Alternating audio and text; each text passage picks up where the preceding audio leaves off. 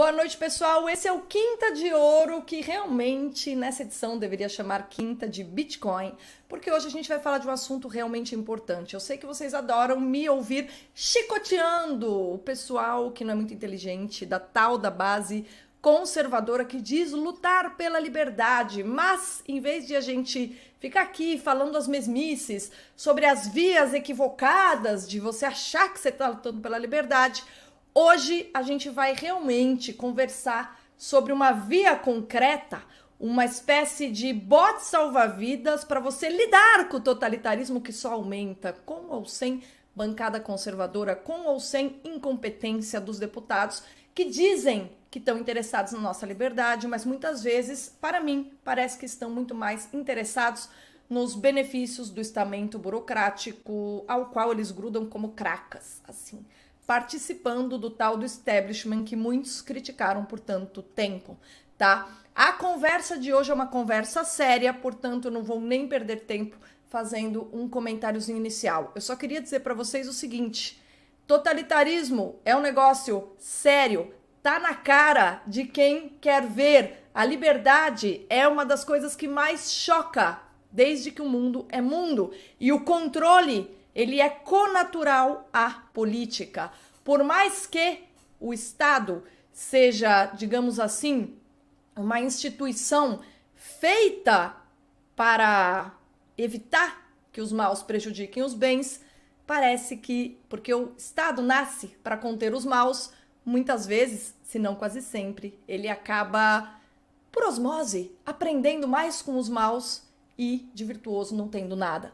E é sobre de que maneira a razão é capaz de criar um mecanismo para afastar de si esse tipo de desregramento que a gente vai conversar hoje. Hoje a gente vai falar sobre o livro Bitcoin Red Pill, o renascimento moral, material e tecnológico, cujos autores são dois, mas hoje eu converso com o Renato Amoedo, que vocês conhecem, o Renato 38, que é um cara que para muitas pessoas é simplesmente polêmico, mas para mim é uma figura extremamente clara, porque no Brasil, para você ser entendido, você tem que falar da maneira mais escancarada possível. Lembrando que o Quinta de Ouro é um oferecimento da revista Esmeril, uma revista que realmente está interessada em fazer você entender as coisas e não te dar notícia mastigada que não vai te levar para lugar nenhum.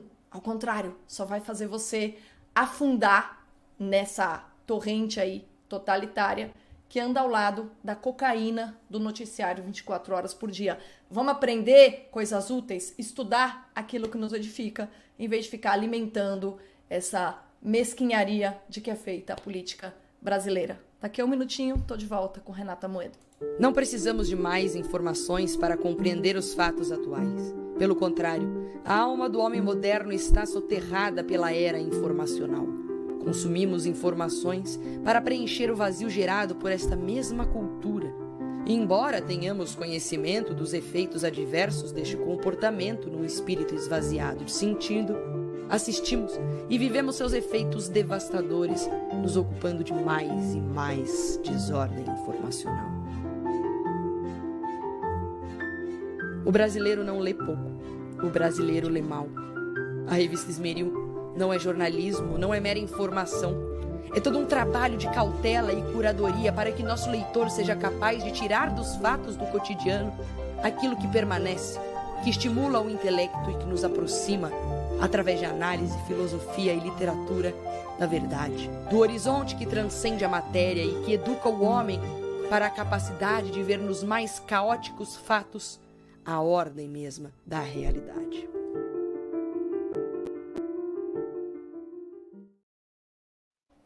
Renata Amoedo, que prazer te receber aqui. Eu só vou fazer uma correção, tá? Antes de apresentar. Você andou falando por aí que a gente poderia ter uma conversa boa porque eu li o livro todo, mas não, ainda tô no capítulo 1, tá? Então só pra você saber, são 3 capítulos, eu li a apresentação, me impressionou pra caramba, ela é impressionantemente bem amarrada.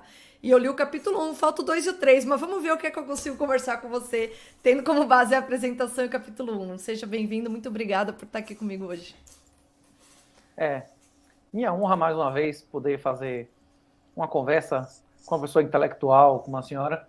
A questão é que sempre que a gente fala publicamente pode ser a última vez, né? Como eu falei lá no Monark.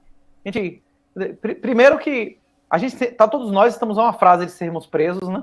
E mesmo que você que você diga claramente que 1 mais 1 é 2, ainda aparece os Dalits lá.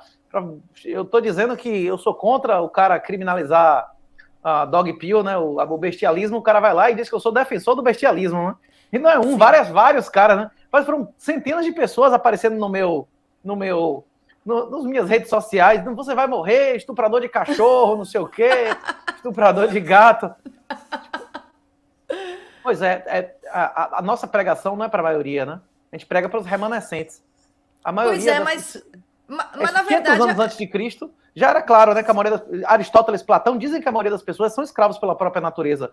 Jesus disse que a maioria vão para o inferno, né? Que a casa de meu pai é como o casamento do filho do rei. A gente não precisa convencer a maioria das pessoas, né? A gente só precisa convencer as pessoas que ainda sustentam o sistema, né? Que são os produtores, né? E na verdade as pessoas que querem manter a dignidade, porque o que é muito difícil hoje é como o globalismo é um negócio tão pesado, e o globalismo e os poderes também concorrentes são um negócio tão pesado que você acaba sendo comparsa, entendeu? Quanto menos você espera. E o que eu acho interessante é que no seu livro você consegue demonstrar que o Bitcoin, ele é um instrumento, é uma ferramenta que permite você ficar de fora dessa canalice toda e de alguma maneira não alimentar isso. E ele também é um bote salva-vidas, mas as pessoas ainda têm preconceito do Bitcoin. Assim, agora que teve essa alta, eu acho que o pessoal tá abrindo o olho, né?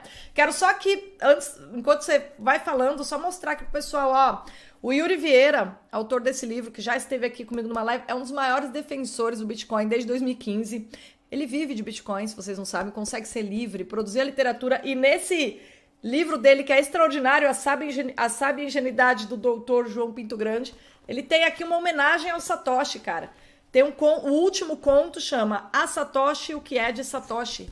E é uma homenagem, porque quando ele entendeu o Bitcoin, ele quis mostrar para as pessoas. Então eu queria também elogiar aqui a sua atitude de, apesar dos riscos, estar o tempo todo divulgando um assunto de tamanha importância, Renato. Não é só risco. Eu tenho uma certeza de que me doxando, eu estou reduzindo a expectativa de vida e aumentando brutalmente a chance de eu e minha família morrermos de uma morte não natural. A questão é que na hora que você entrega, você não tem mais... Na hora que você entrega, como tem no Pai Nosso, né? Na hora que você renuncia a sua própria vontade, para que seja feita a vossa vontade, não a nossa, né? Você não tem mais nada a perder. Todos nós estamos mortos já, né? Aquele negócio do lado do tem uma palestra de 15 minutos, né, do Steve Jobs, quando ele foi paraninfo de uma turma lá. Ele diz isso claramente: você já está nu, você vai morrer, você não tem nada a perder. Se você ficar se preocupando com picuinha, você não vai fazer nada de relevante. Você tem que ter fé. Você pode não ter fé em Deus, você tem que ter fé em alguma coisa, senão você não vai fazer nada de relevante na vida, você vai viver com medo, né? Você vai ser o escravo pela própria natureza, né? Para você ser realmente livre, você tem que perder o medo de morrer. Se você tiver entregue já a Nosso Senhor Jesus Cristo ou qualquer outro, você acabou. Você tem que estar com convicção de que você não tem nada a perder e morrer é ganhar, não é isso? Exatamente, mas isso aí você acabou de definir a virtude da coragem, que é um negócio que tá em extinção hoje em dia, você acha não? Mesmo entre os homens, hein? Que é uma virtude varonil a coragem, e o que a gente vê aí são os homens cada vez mais efeminados, né? Lembro que uma vez é um negócio absurdo. Uma vez eu fiz um vídeo chamado Por que as feminazes são infelizes? A mulher que acha que a coisa melhor do mundo é ela tentar ter os mesmos pesos e deveres de um homem, vai ficar infeliz, né? E o homem, por outro lado, que se deixa, assim, levar por esse discurso que destrói sua natureza e suas virtudes, né? E aí a gente vai pro buraco, assim. O Bitcoin, nesse sentido, é um negócio que eu acho, assim, incrível, porque por meio da racionalidade, você escapa a esse controle que é todo feito via passional, por esse pessoal aí que você fala, os donos do mundo, né? Outro dia eu vi você num canal que o pessoal não entendeu quando você falou os donos do mundo. Eu comecei a rir, eu falei, ai caramba, aluno do Olavo, ele vai ter começado do beabá, né? Mas aqui, professor, se você quiser pegar as premissas, pode ir embora que o pessoal tá acostumado. Inclusive, o cara que trata disso muito melhor do que eu, e há 10, 15 anos mais tempo. Inclusive, eu tava jogando minhas coisas fora, achei um fichamento meu da Nova Ordem Mundial, introdução à Nova Ordem Mundial. Inclusive, o professor já doou dinheiro aí no chat. Do Alexandre, o Alexandre tá aqui, ó, como presença ilustre. Olha aqui, ó. É que aqui tá correndo esse chat, ó. Ele ficou aqui atrás. Quinta-feira. Boa noite, Alexandre. Eu normalmente fico alternando entre a quinta técnica do Fausto e o programa dele. E hoje não teve nenhum dos dois. Os dois deixaram de fazer o programa para lhe dar audiência também, professora. Que bom. Mas em relação à sua primeira fala, é o seguinte: na teoria geral do Estado, na ciência política, antigamente se ensinava que existia um negócio chamado interesse público, que os governos faziam, o que era melhor para todo mundo. Só que uma coisa que até uma criança de 5 anos entende que não é. O que os governos fazem é o que é melhor para eles mesmos, não é isso?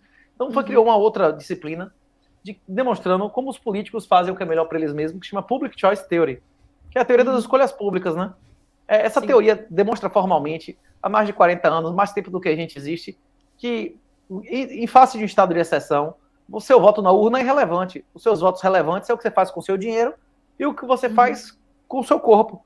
Você só pode se opor a uma ditadura totalitária com armas, matando e morrendo, ou desinvestindo, votando com os pés ou com armas. Você só pode votar com armas quando existe uma certa organização e tal. A teoria das elites mostra, né? Que não é a maioria, não são os mais ricos, não são os melhores que ganham, são os mais organizados. Isso tem mais de 100 anos, né, de Pareto. A gente não tem como organizar um exército, um estado paralelo e vencer a república. O que a gente pode fazer é não compactuar com isso, não colaborar, né? Dar a César o que é de César, né? Fazendo analogia aí com o Yuri. Quando Jesus disse dar a César o que é de César, não significa que é para você dar a sua plantação a César. É para você dar uma coisa que está marcada com a cara da mãe de César a César. Não a sua plantação, não o seu trabalho. E tudo que existe nesse mundo é de Deus. As coisas que pertencem ao diabo são apenas as mentiras, as coisas que não existem fisicamente, né? Então, você dá ao governo o que ele merece, nada, não é isso? E você dá a você e a sua família as coisas que elas realmente merecem, que é o fruto do seu trabalho. O Bitcoin é o primeiro ativo inconfiscável da história da humanidade, imune a controle de capitais. O cara que está na Argentina, que está na Venezuela, que está em Cuba, é uma possibilidade de você continuar vivendo no Brasil, que inclusive a criminalidade no Brasil tende a diminuir dezenas de vezes nos próximos anos, né? E você continuar vivendo em seu país, tendo um padrão de vida extraordinário, sem ter que fugir, sem ter que cair fora. Agora, para isso, você tem que fazer um OPSEC. Você não pode se doxar como eu estou fazendo aqui agora. Você tem que adquirir bitcoins e manter uma rotina que não deixe isso claro, para não atrair a sanha dos bandidos públicos e privados, né? E além disso, tem também, eu me lembro que você fala assim no livro, você explica uma coisa que eu achei bem importante, não me lembro se está na apresentação do capítulo 1, que você fala que a pessoa tem que ela gerenciar, assim, porque uma coisa, não adianta, tem um pessoal que acha que, já sei, eu vou comprar Bitcoin de um intermediário, entendeu? Como se fosse esse dinheiro que você pega uma corretora, eu vou pegar e usar uma corretora, eu vou pôr alguém para cuidar do meu dinheiro. E por ser uma propriedade, por ser, digamos assim, a primeira vez que a gente tem a possibilidade da propriedade privada absoluta, é um problema se você não entender como funciona o sistema para você ter domínio sobre ele. Eu entendi bem ou entendi mal? Pelo que eu entendi, a gente tem que aprender a lidar com o sistema e não depender de terceiros. Essa explicação moral do Bitcoin é muito difícil de fazer por quem não compreende por que o ouro foi dinheiro e por que o ouro deixou de ser dinheiro. A senhora compreende por que o ouro era o padrão mundial de dinheiro durante milênios? Por que não escolheram prata, cobre? Por que eles não fizeram com outro metal? Por causa da densidade? Tinham países, até durante a Primeira Guerra Mundial, na China e na Índia, salvo engano, o padrão era prata. O problema é que todos os países que não usaram o ouro como padrão, eles foram obliterados financeiramente. Tem inscrições nas pirâmides do Egito, tem inscrições na Síria, nas primeiras cidades, civilizações, dizendo que era 4 partes de prata compravam uma de ouro. Aí depois tem de 6-1, na época de Cristo era de 8-1, no Antigo Testamento, aí no Novo Testamento era 12-1, na época medieval era 16-1, no ano passado bateu mais de 100, agora é 80, 90. A prata se desvaloriza em ouro todos os séculos, durante 50 séculos. A prata nunca ganha do ouro? Ganha. Pode ganhar por anos, uma década, por meses, mas sistematicamente, por quê? Porque a prata tem uma elasticidade maior. Um aumento de 10 ou 20 ou qualquer quantidade de porcento no valor da prata aumenta mais sua produção do que a do ouro, porque a maior parte da prata ela não é acumulada e a do ouro é. E a mesma coisa acontece com cobre.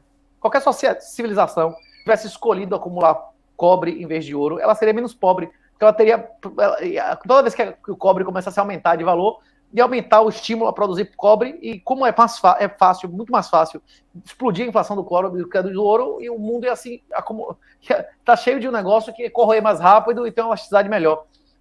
Então, tipo assim, ele não serve, o ouro é dinheiro, porque ele tem uma relação de estoque de fogo, uma inflação, uma escassez muito alta, e ele deixou de ser dinheiro exatamente porque 100% das vezes que alguém teve o poder de pegar um papel e de dar um vale ouro, uma hora ele deu calote. Todo poder corrompe, poder absoluto corrompe absolutamente, né?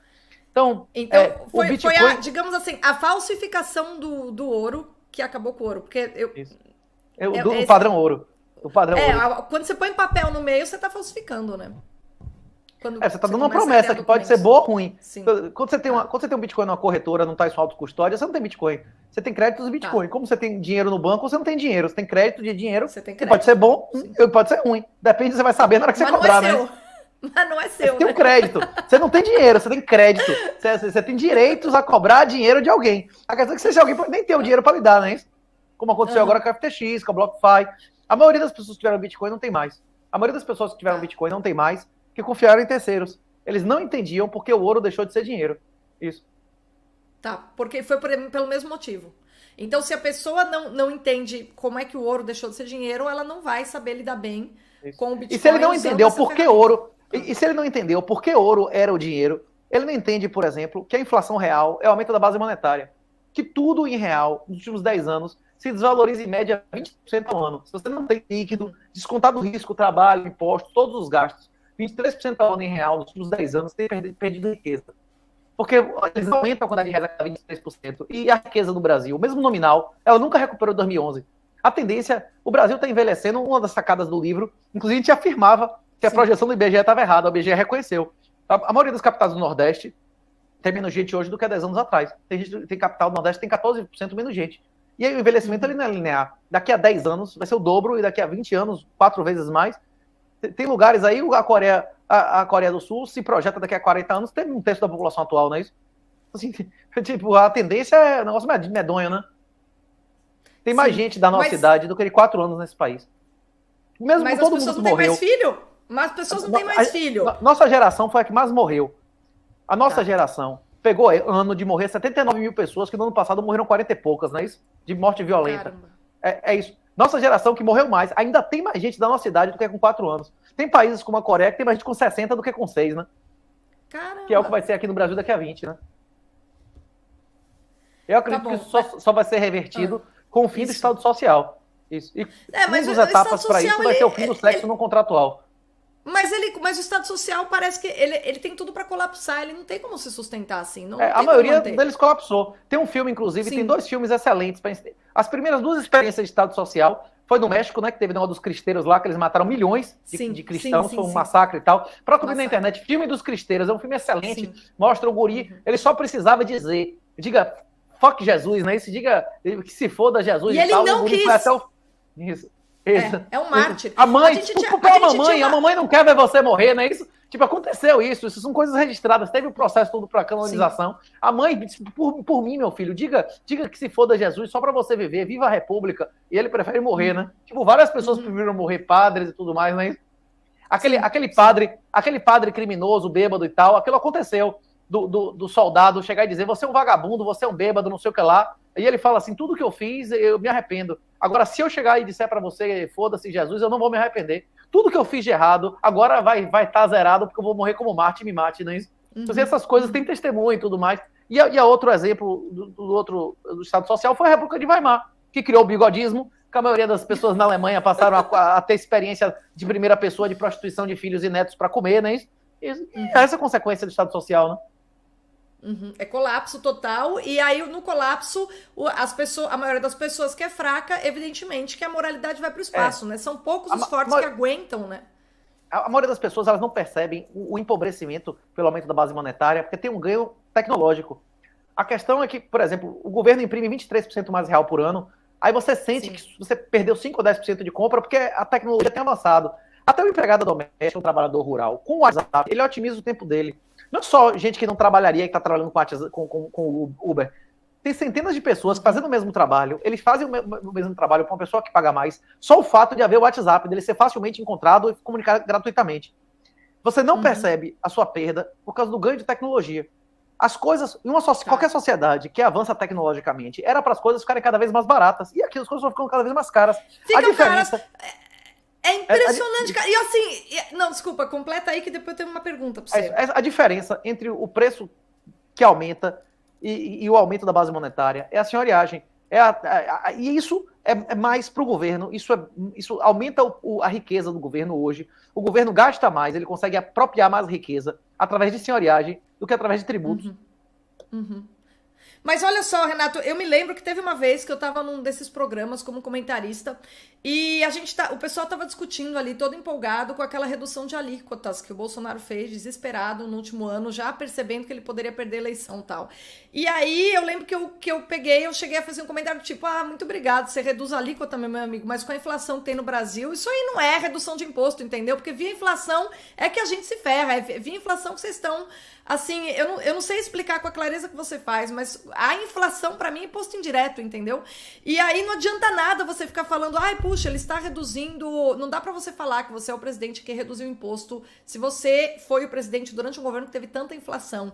E não adianta também pôr só na conta da pandemia, né? E eu tentei explicar ali para as pessoas, obviamente que muita gente não entendeu. Eu coloquei um trecho ali em que o Rothbard, no livro, o que o governo fez com o nosso dinheiro, explica essa questão da inflação ser uma maneira de confisco, assim, do governo absurda. E eu tentei explicar isso. E eu lembro que um sofista que fez a lista das reduções de alíquotas, que o Lula provavelmente já revogou tudo na canetada, venceu a discussão, não, mas veio pra cima de mim com aquele argumento, não olha quanto houve de redução de alíquotas. Eu falei, meu amigo, você pode reduzir a alíquota o que você quiser, a gente tá perdendo riqueza. Eu não consigo explicar com a clareza que você explica, mas eu consigo entender que o Brasil a gente só empobrece, entendeu? Quando você fala de juros negativos no livro, foi a parte que eu mais gostei, cara. Juros negativos não, o perda, como é que é o perda fixa. Eu falei, cara, é perda fixa, deixa o dinheiro no banco. É perfeito a sua explicação, entendeu? Pessoal do Superchat, vocês podem enviando perguntas que mais pra frente eu vou ler uma por uma pro Renato. Fiquem tranquilos, tá? Estão todas aqui separadinhas. Mas enfim, é isso, cara. Eu acho que o pessoal ainda não entendeu a questão da inflação, que é uma coisa que a escola austríaca falou bem, né? Já devia estar claro para as pessoas, né? Tem um conceito que já era bem popular na época de Reagan. Nem vou dizer quando a gente nasceu, quando a gente era criança, mas tem uma época, tem um conceito eu nasci em 81. Que era muito comum. Isso. Acho que não sei se era criança. Teve um conceito que já era bem popular na época de Reagan, que é curva de Laffer. Sim. Laffer já é comprovado que a maioria dos tributos, inclusive do primeiro mundo, elas já passaram da curva de Laffer. Se o governo brasileiro reduzisse brutalmente a maioria dos impostos, ele arrecadaria mais. Sim, as alíquotas dos impostos, elas não são majoradas para aumentar a arrecadação, elas são majoradas para reduzir a riqueza dos opositores e as oportunidades dos opositores. Obrigado. A instrução formal, ela não é feita para educar ninguém. A instrução formal é para fazer você ser dependente, pobre e submisso. A educação real é que faz você ser independente, rico e inteligente.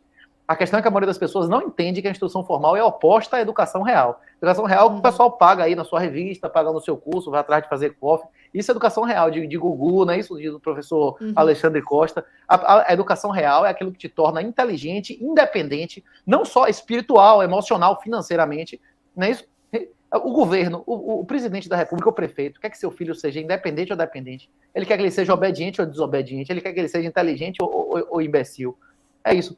Se você deixar o governo controlar a educação, ele vai fazer a educação que foi criada na Prússia para fazer pessoas avançarem sobre fogo. A escola pública foi criada com o objetivo primário de fazer pessoas avançar sobre fogo. Elas se matarem, né? Isso em nome do governante. O objetivo da escola pública sempre foi esse. Fazer seu filho se tornar bucha de canhão e submisso.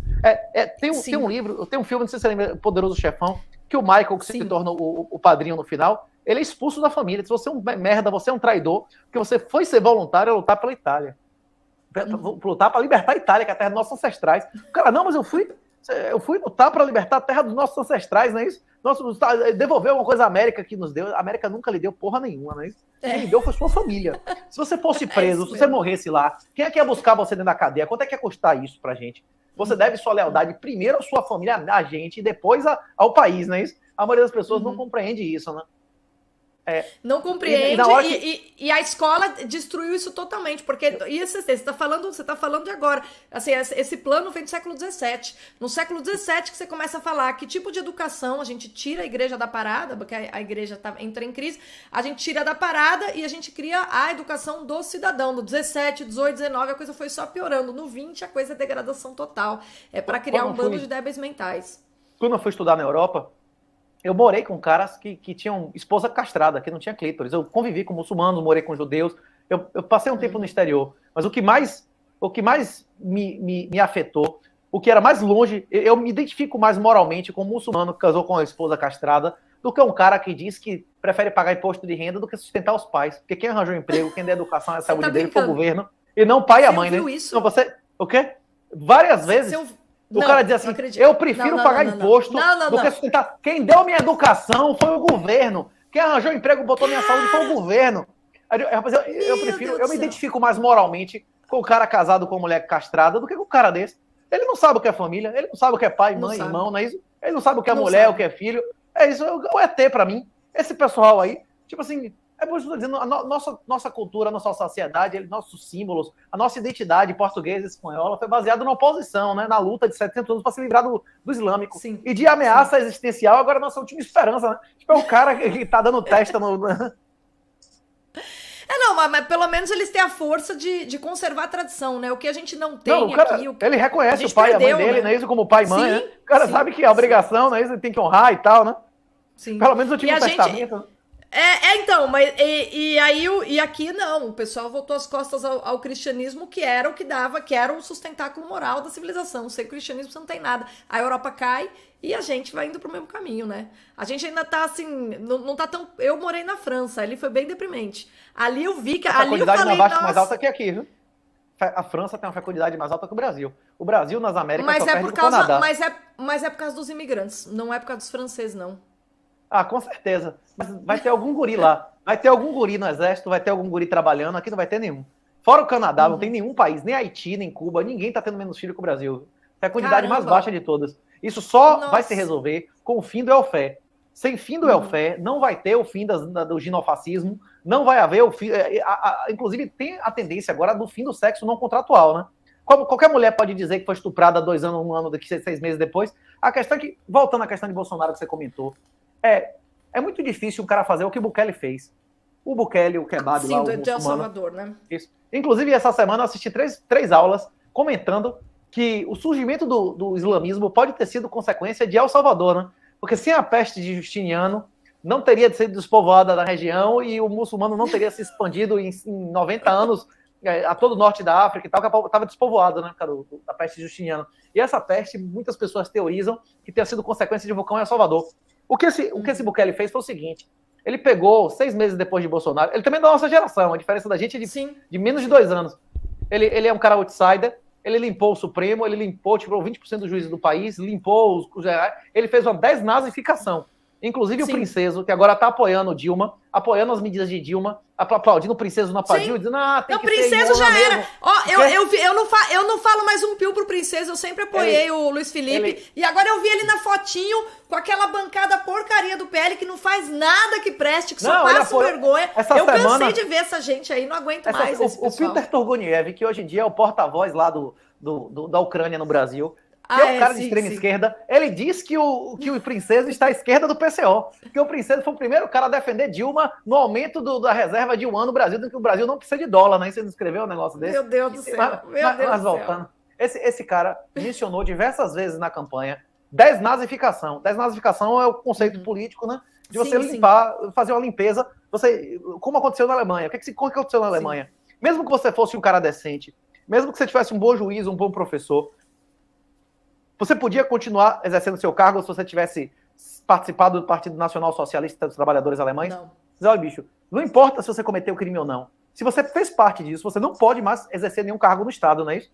Bolsonaro, em vez de desnazificar, como ele tinha prometido, ou pelo menos botar um cara para prometer do lado dele, caras como Santos Cruz, caras como o outro lá, o aleijado lá, como é o nome? O Vilas Boas. Esses caras, eles tinham que ter ido para a reserva, calado a boquinha, para não ir preso, e dar graças a Deus que não foram presos, né? Esses caras tiveram mais poder que o próprio Bolsonaro. Quando eu digo que, na minha opinião, Bolsonaro foi o maior traidor e covarde dos 500 anos, isso, na minha perspectiva, eu acredito que ele acha que ele é homem. Ele acha que Santos Cruz e que Vilas Boas, esses caras são homens, então ele acha que deu poder a caras melhores do que ele. Isso. Ele acha que deu poder a caras melhores do que que ele não tem, Renato, é que ele não tem. O Bolsonaro, eu até consigo ver humanamente. Ele é limitado e ele é aquele político de parlamento, entendeu? Ele faz aquelas jogatinas, ele foi se agarrar ao centrão. Então, pra gente conseguir falar equilibradamente, porque o pessoal não consegue falar de maneira equilibrada. Por exemplo, a sua crítica ao Bolsonaro, eu adoro ouvir você descascar ele, porque eu sei que a sua crítica ela é motivada pela busca pela verdade. Você não tem interesse político nenhum quando você faz isso, e a sua crítica, pra mim, ela é legítima. Agora, quando eu ouço os Weintraub, o Paulo Enéas, eu também cansei, sabe por quê? Porque o que eles querem é tirar, descredibilizar pra ficar no lugar. E aí, pra mim, o Weintraub é tão porcaria quanto, entendeu? O que ele quer ficar no lugar? Eu fiz até uma live, os Weintraub tinham me bloqueado, aí depois eles me desbloquearam e me voltaram pra fazer uma live com eles, eu fiz. Eu acho que eles são pessoas de boa fé também, mas eles são de boa fé com o Bolsonaro. O Weintraub, por exemplo, ele chegou pro Xandão, no meio da live, ele desafiou o Xandão, dizendo, inclusive, que ele tinha uma BVI na ilha tal, no país tal, assim, e que desafiava o cara a ir lá e buscar o offshore dele. O que significa isso? Ele ainda é positivista, ele é um construtivista, a mentalidade, ele acha que a lei é a aplicação, ele não compreende que o mundo hoje é fascista, você não tem um pipoqueiro na esquina. A lei é pra abusar... A lei é pra fazer abuso moral. Esses caras ainda não entenderam que a lei, ela é instrumento de golpe de Estado permanente, cara. O Malaparte falou isso na época do Mussolini. Os caras não sabem isso. Então, nesse sentido, eu acho que eles querem ficar no lugar e eles vão ter... Mussolini nem Bigode nunca tiveram poder sobre a vida das pessoas que esses prefeitos e os governadores de merda tiveram hoje. O Mussolini e o Hitler nunca tiveram intervenção à economia do tamanho. A BlackRock hoje é o quinto poder, bicho. É o quinto poder.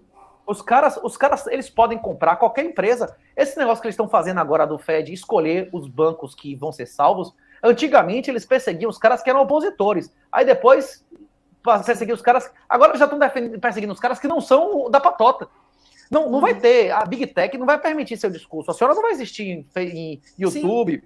Nenhum de nós vai existir em nenhuma... Se as pessoas que lhe seguem, as pessoas que concordam com a senhora, não aprenderem a utilizar Bitcoin... Se eles não aprenderem a utilizar nosso TR, não aprenderem a utilizar uma maneira de comunicação, vai se fuder. Eles vão se fuder. Eu disse isso para o professor Olavo. Professor, seus alunos que pagam através do PagSeguro, eles estão listados para expurgos.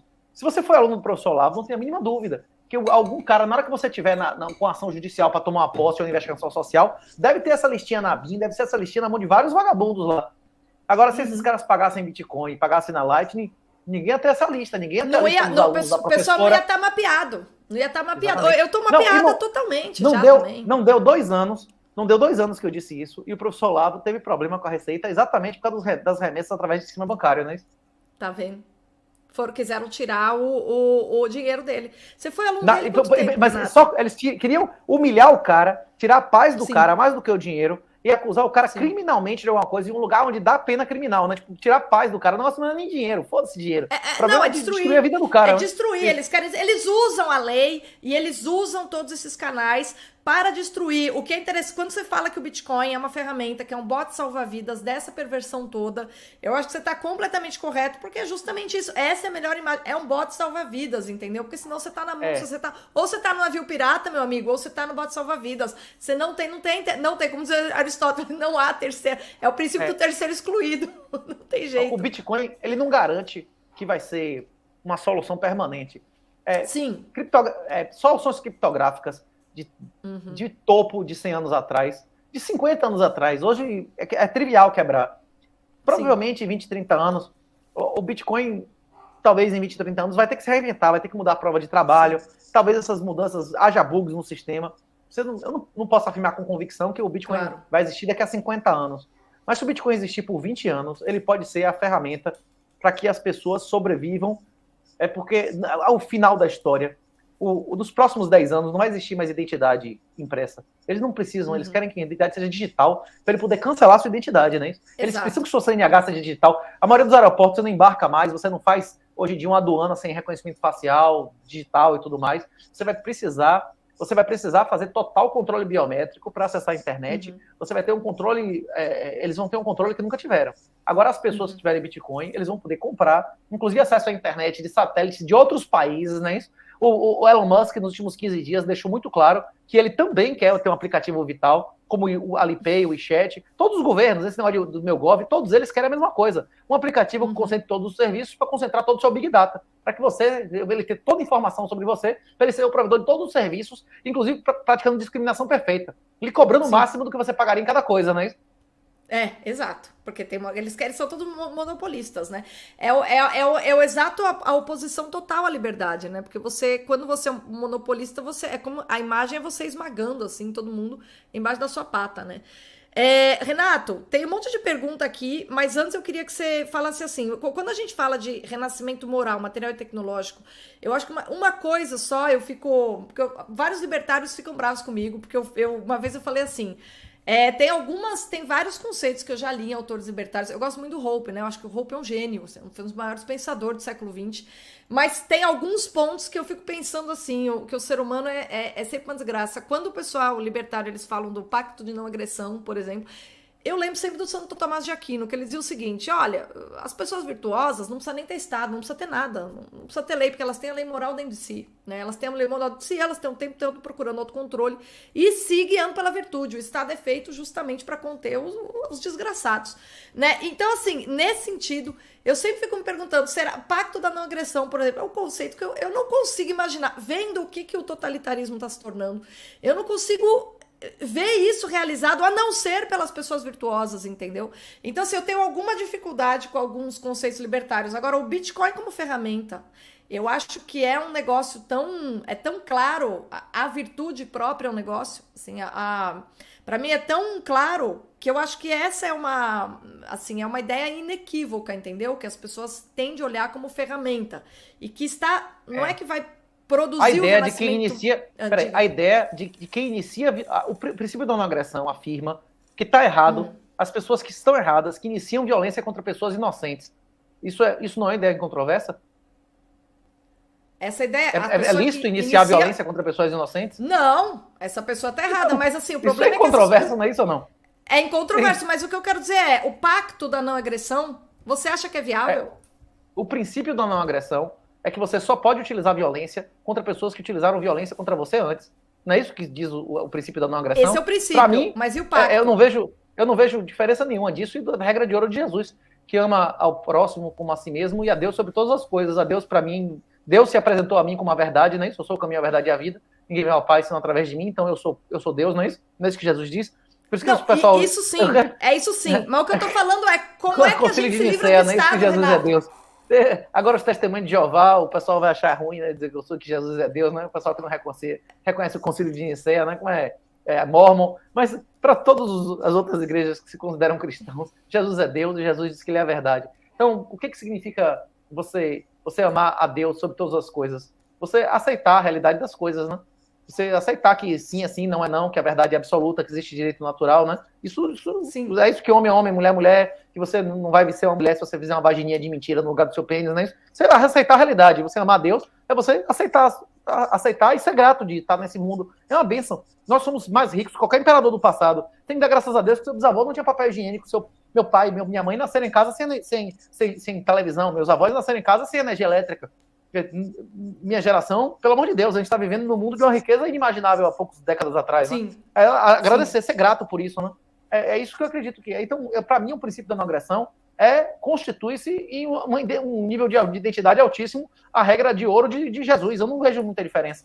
Não, sim, mas o que eu tô falando é outra coisa, Renato. O que eu tô falando é outra coisa. Esse princípio tá certo, mas esse princípio tá na mesma linha do São Tomás de Aquino falando. Os virtuosos, as pessoas virtuosas, evidentemente, elas vão agir de maneira correta. O que eu tô dizendo qualquer lei é pro vagabundo. Como esse princípio é violado, como esse princípio é violado o tempo todo pelo vagabundo, essa é a ideia do Tomás de Aquino.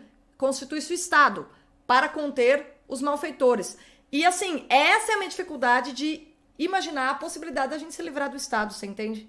Eu quero que você veja, na visão libertária, como é que seria possível, digamos assim, você se livrar disso, porque o Estado moderno, eu tenho um acordo total com as teses dos libertários aplicadas ao Estado moderno, mas não a ideia de Estado na perspectiva aristotélica e tomista. Se você pegar o Estado moderno, que é essa porcaria que a gente está vivendo, os libertários estão totalmente corretos, a crítica dele é totalmente correta, é pura agressão, usurpador. Isso é o Estado moderno, entendeu? A definição de Estado que eu vejo ali. Dando uma perspectiva que o americano ia entender, um americano médio ia entender facilmente, mas que a maioria dos bacharéis em direitos nunca ouviram falar, tem um negócio chamado realismo jurídico. O realismo jurídico, por exemplo, é quando você chega num advogado e o cara diz a você que tem X% de ganhar e X% de perder. Jurimetria, por exemplo, é um aspecto de realismo jurídico que não existe no Brasil, não tem estatística de porra nenhuma, né? Inclusive, se tivesse, não servia para nada, porque cada juiz faz o que quiser e acabou, né? Mas, numa perspectiva dessa, o direito é a tecnologia. A finalidade do direito não nenhum jurista nunca teve como objetivo zerar os crimes e nem buscar todos os criminosos e matar todo mundo. Se todos os criminosos fossem punidos, todo mundo ia para cadeia amanhã, né? Todo mundo já cometeu crimes na vida. O objetivo do direito como eu já falei aqui, inclusive o public choice que eu já mencionei aqui antes, defende que a democracia é uma solução porque a democracia, segundo essa argumentação de que acredita em democracia baseada no public choice, seria uma solução de opressão de minorias por tempos determinados. Porque, inclusive, como o negócio é dinâmico, a minoria que vai sendo oprimida vai ser diferente. Como o professor Marco Batalha, o L de Liberdade é excelente. Pronto, quem puder, assista no L de Liberdade, o último vídeo do L de Liberdade. Ele comenta que a solução ideal não é todo mundo ser cooperativo e nem todo mundo ser oportunista. Mas existem equilíbrios dinâmicos, de algumas pessoas serem vagabundos, algumas pessoas serem agressivas e outros não serem. Se você encarar de maneira realista, o objetivo do direito não é eliminar a violação, até porque nenhuma lei nunca vai violar todos os crimes. O objetivo do direito é reduzir a violência que destrói riqueza. Na hora que eu chego para você e diz, Bruna, você não precisa matar o cara que deu um tapa na cara do seu filho. Porque se você fizer isso, você vai para a cadeia, seu filho vai perder a mãe, não é isso? Existe uma lei que esse cara vai tomar uma chicotada e tal, não sei o que lá, e você vai querer a chicotada em vez de matar o cara, não é isso? Não entendeu o que eu estou dizendo? Isso serve para as pessoas se sentirem satisfeitas com uma punição menor, Sim. não é isso? Porque elas não vão ter uma retaliação eterna, porque se todo mundo chegar a se vingar da maneira que quiser, sem intermediários, a porra vai virar um caos. A questão é que o direito não precisa ser administrado pelo Estado. Existem tribunais privados, inclusive através do Bitcoin. Você pode, por exemplo, o governo no Brasil tem legítimo dispositivo. Eu sou obrigado a deixar metade do meu patrimônio para meus herdeiros. Com Bitcoin eu posso deixar 0 para meus herdeiros. Eu posso deixar uma chave que vai ser imediatamente enviada para meus sucessores verdadeiros, 1 ano, 2 depois da minha morte. Qualquer e-mail, Gmail, Yahoo, tem lá Inactivation Settings. Você bota o e-mail que você quer que seja enviado para seu filho, para seu esposo, né? Inclusive dando todas as instruções de onde você vai achar a chave e tudo mais, não é isso? Você pode fazer tudo isso. Inclusive, você pode, por exemplo, colocar 2, 3 caras que você considera que seriam bons padrinhos e tal, para ter que concordar, para tirar qualquer centavo do seu filho. Então, meu filho não tem condição de tocar em dinheiro, meu filho é pequeno. Eu vou colocar 3 ou 4 pessoas com acessos parciais a dinheiro para dar uma mesada a ele, não é isso? Tendo que concordar 2 de 3, ou 5 de 7, ou 7 de 10. Essas soluções são possíveis através do Bitcoin. Agora, a verdadeira justiça não pode vir através de governos. Os governos, eles são entidades satânicas. Ele está em Samuel, está no Antigo Testamento, eles mataram os bebês, o faraó ordenou matar os bebês. No Novo Testamento, o rei dos judeus ordenou o assassinato dos bebês todos de Belém, dos meninos, de novo, como o faraó tinha feito para eliminar Jesus. Quando o Satanás oferece os principados, quem são os principados? São os governos. Quem é o pai da mentira? Como é que você se torna governante? É falando a verdade ou é mentindo? É uma competição satânica. Caim é o fundador da cidade, né? A primeira cidade. O que está escrito na Bíblia é tudo verdade absoluta. Só que tem algumas coisas que são metafóricas. Por exemplo, todas as mulheres, todos os homens do mundo têm a genética que tem todas as mulheres do mundo, mas o oposto não é verdadeiro, não é isso? Tem algum gene que as mulheres têm que o homem não tem? Porque a mulher tem 2x e o cara é XY, não é isso? Fora isso, é tudo igual. Sim. Tem alguma mulher que tenha Y? Não. Então a mulher é uma fração do homem, não é isso? É o que está escrito ali, não é? Sim, é o que está escrito, justamente. É a repetição de uma... exato. Não, existem outros tipos de bicho que é o contrário, que o macho é uma fração da fêmea. Mas no nosso caso, a mulher é uma fração do homem. Isso está escrito lá. A ordem dos animais está correta, porra. A ordem física de criação está correta. Como é que alguém saberia isso? Como é que alguém saberia isso há milhares de anos antes de Cristo, porra? Tipo, você vai negar que existe um conhecimento extraordinário naquele negócio ali, no Gênesis? Pelo amor de Deus, né? Ali é um guia que você não erra, mas eu percebo que no meio do Bitcoin não é todo mundo que tem esse discurso como você, que consegue ter uma visão profunda e, ao mesmo tempo, dentro da cosmologia cristã. Não é uma coisa muito comum. Tem pessoas que... Tem livro, inclusive, Thank God for Bitcoin, que é escrito por mais de 20 caras, inclusive de várias denominações e tal. Aqui no Brasil tem um bitcoinheiro do Manto e tem um Jaraguá, que são caras que têm um conhecimento teológico 50 vezes maior do que o meu. Tem pessoas que têm um aprofundamento maior. Eu escrevi o livro Eu Me Doxei, que eu tenho um perfil intermediário. Eu tenho formação em finanças, eu fiz doutorado em finanças. Eu tenho uma formação em engenharia de base, eu fui o primeiro do ENAD no Brasil, eu fiz programação. Eu tenho noção desde 10, 11 anos. Eu sou um cara que transita com alguma facilidade em várias áreas do Bitcoin. Eu tenho noção de governança corporativa, eu estudei direito. Eu tenho um trânsito, embora eu não seja um grande expert em nenhuma dessas áreas especificamente. A minha expertise, o que eu faço há 16 anos, é identificar como o vagabundo pensa. Eu faço local de crime, eu faço investigação criminal. A minha expertise é ver qual o perfil do vagabundo, não é isso? E é por isso que eu consegui identificar no primeiro mês que o governo de Bolsonaro ia ser submissão à China, que ele chegou lá e prometeu que o chinês ia entrar aqui sem visto. Eu achando que ele ia chegar e romper relações diplomáticas com a ditadura mais assassina da história da humanidade, né? Isso que matou mais do que Bigode e Stalin juntos. Ele chegou lá e disse que o vice dele queria casar com a China. Imagina quem é que vai ser a esposa, né? Nós, com certeza a China vai ser o ativo, né? Ele vai ser o passivo, né? Não? Quem é que vai ser a noiva, né? Hein? A China chutou a bunda do Ernesto, né? A hora que eles cansaram, mandaram demitir, assim, não adiantou. Ele até ficou uns 2 anos no governo, mas teve uma hora que a China pediu e mandou embora, ninguém, né? Ninguém de primeiro escalão, em nenhum momento o Bolsonaro indicou, ninguém de primeiro escalão que tivesse a mínima disposição de fazer desnazificação. Zero. Não teve ninguém. Por exemplo, o Entraub é um cara bem sucedido, bem intencionado. Ele ia chegar lá e limpar o Enem. Os Enems do Bolsonaro foram os mais esquerdistas desde sempre. Os Enem, aliás, são os piores. Não limpou, ele ia chegar lá, ele professor concursado, ele ia botar pra foder com os colegas dele, ia perder o emprego dele no dia. Ele ia perder o emprego dele quando ele saísse de lá. Ele poderia botar pra foder, sem contar que ele acredita em lei. Ele é um cara positivista. Ele deixou isso claro. Mas mesmo que ele não fosse, né? Mesmo que ele não fosse, o professor Olavo deixa muito claro isso. Muito mais importante do que as crenças pessoais de alguém são seus compromissos pessoais. Você pode achar uma coisa certa, mas se for levar a escravidão e a castração do seu filho, você vai fazer o errado, não é isso? Ou não? Depende do compromisso seu com alguém, não é isso? Sim. Ou não? É isso mesmo. Justamente. Você me deve R$50. Agora, se você me der os R$50, seu filho vai morrer. Você vai me dar os R$50 ou você vai me dar calote? Não. Você vai me dar calote, não é isso? É lógico. Ou não? Claro. Mas lamento se lasque, não é isso? É isso. É isso. Essa é uma das lições básicas lá do curso de política do Olavo. Não interessa o que o cara acredita. Mais importa, isso interessa, mas um nível muito mais baixo do que os compromissos pessoais de quem está lá, né? Por isso que aquela história é que é difícil de engolir, aquela história do vamos discutir ideias, é ficar discutindo o que você pensa. A questão é que a prática é mais complexa, justamente por esse ponto que você acabou de falar, né? Quais são os compromissos? Para você fazer a leitura correta, você tem também de compreender. O Bolsonaro, por exemplo, ele tem o compromisso dele principal sempre foi com os filhos. E toda aquela história de fazer a limpeza do STF foi por água abaixo, porque, enfim, ele tinha um compromisso maior com o Trump filhos, foi análogo. Né? O Trump chegou lá dizendo que ia botar pra fuder, que ia limpar, ia ser lei e ordem. Ele demitiu o Fauci. Trump demitiu o Fauci. Trump botou quantas pessoas da família do pedófilo na cadeia? Pesquise na internet aí. Existe um arquivo. Procura aí, inclusive, no Kim.com. O cara botou um PDF que tem 900 páginas de crimes e tem, inclusive, catalogado países do mundo e tal. E a referência no computador lá do pedófilo. Na verdade, o cara chama o pai dele, que é o Biden, de pedófilo, não é isso? Como é o nome do craqueiro lá? Sim. Aquele imbecil. Quantos dessa família foram presos? Ninguém, bicho. Ninguém foi preso. Cara. Ninguém, tudo bandido. Nem tirou o Fauci. O Trump não violou.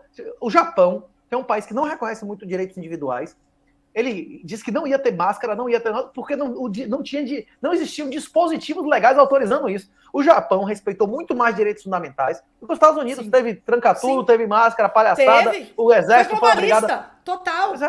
Pois é. El Salvador, aqui o Brasil... El Salvador não teve máscara, não teve vacina, não fechou a escola um dia. Pois é. Estou dizendo, se esse kebab lá fizer os Vulcano Bonds, se esse cara fizer sucessor, o El Salvador vai fazer uma coisa que vai acabar com a FMI, a economia como a gente conhece. Na hora que um país fizer uma oferta que metade da grana fica em Bitcoin e ele paga o yield normal dele no ano, se o Bitcoin cair, e se o Bitcoin subir mais do que o dobro do yield, ele pagar da valorização do Bitcoin, todos os países que estiverem na fila da FMI, eles vão sair da fila da FMI e fazer vulcano bonds. É o que eu digo. Existe uma tendência agora dos países começarem a vender poder por dinheiro. Hoje em dia, você chega na Suíça, você chega em Zug, e você pega uma residência eterna, que você nunca mais vai pagar nenhum imposto pessoal e nem seus herdeiros. Tem países hoje, vários países, uma caralhada, inclusive Santi Kitts, um monte. Você compra um passaporte com imunidade de impostos pessoais. Depois, você vai... Isso vai... Na hora que começarem a ter Bitcoin Bonds, os países eles vão começar a oferecer mais e mais. Ele vai oferecer imunidade tributária, imunidade civil, para você ser julgado pelo seu próprio tribunal. Imunidade criminal, como os nobres do passado. Não, você tem que ser julgado pelos seus pares, não é isso? Você não pode ser julgado pela patuleia, né? Por um terceiro. Pronto. E aí vai ter uma hora, a etapa final disso, é o que já existia no passado, que é o que você disse que você reconhece como legítimo, são as terras soberanas. O dono da terra vai ser o soberano lá, ele vai fazer a regra que ele quiser. Se não achar ruim, vai embora, não é isso? Você acha que a gente... Isso aí é um cenário até bom que você pinta. Eu vou aqui começar a colocar as coisas do Superchat, porque eu detesto deixar as pessoas sem resposta. O pessoal que contribui. E tem um monte de pergunta, Renato. Vamos lá. Primeiro, estão aqui querendo saber. Pergunta sobre a relação do Bitcoin e a marca da besta. Vamos lá. Quem é o pai da mentira?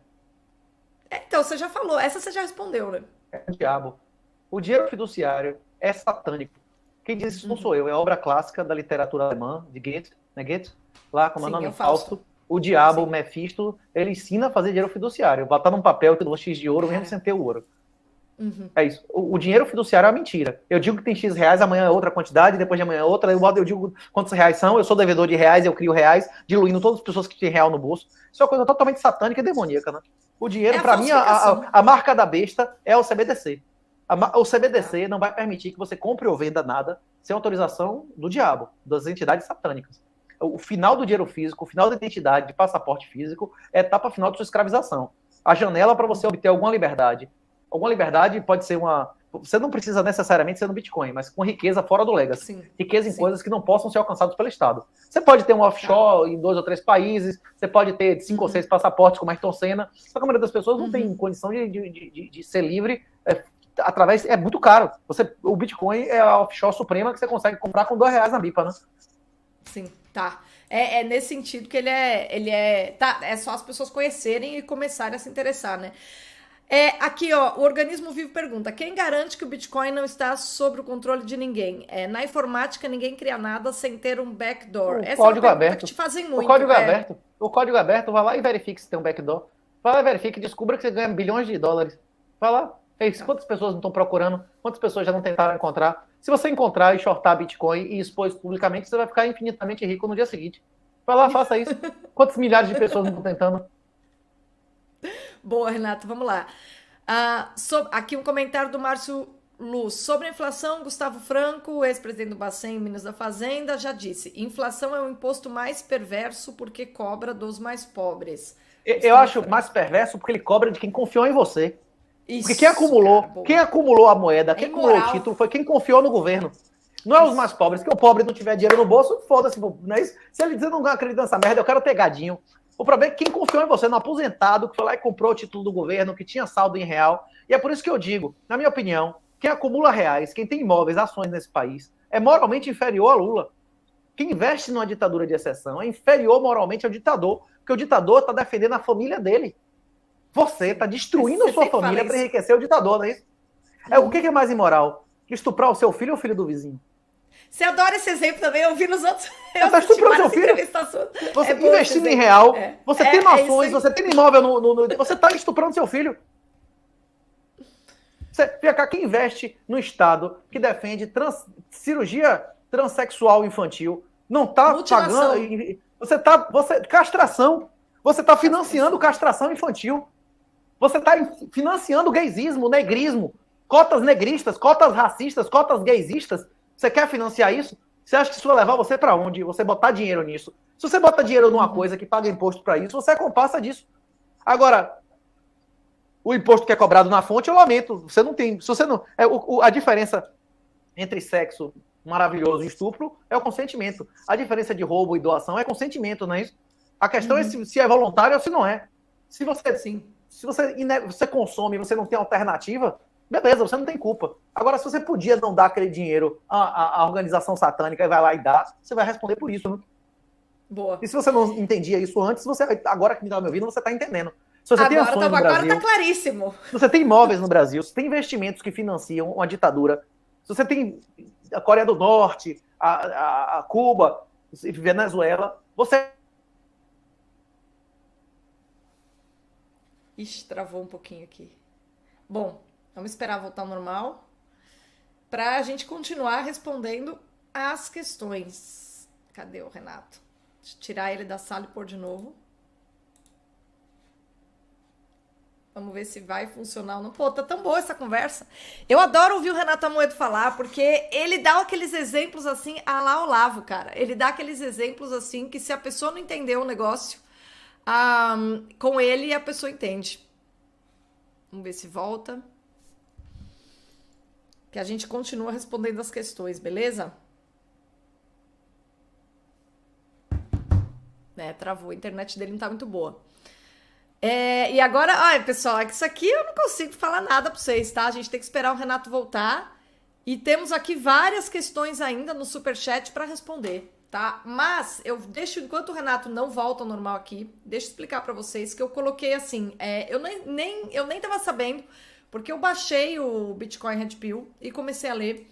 E achei um livro, assim, muito bom mesmo.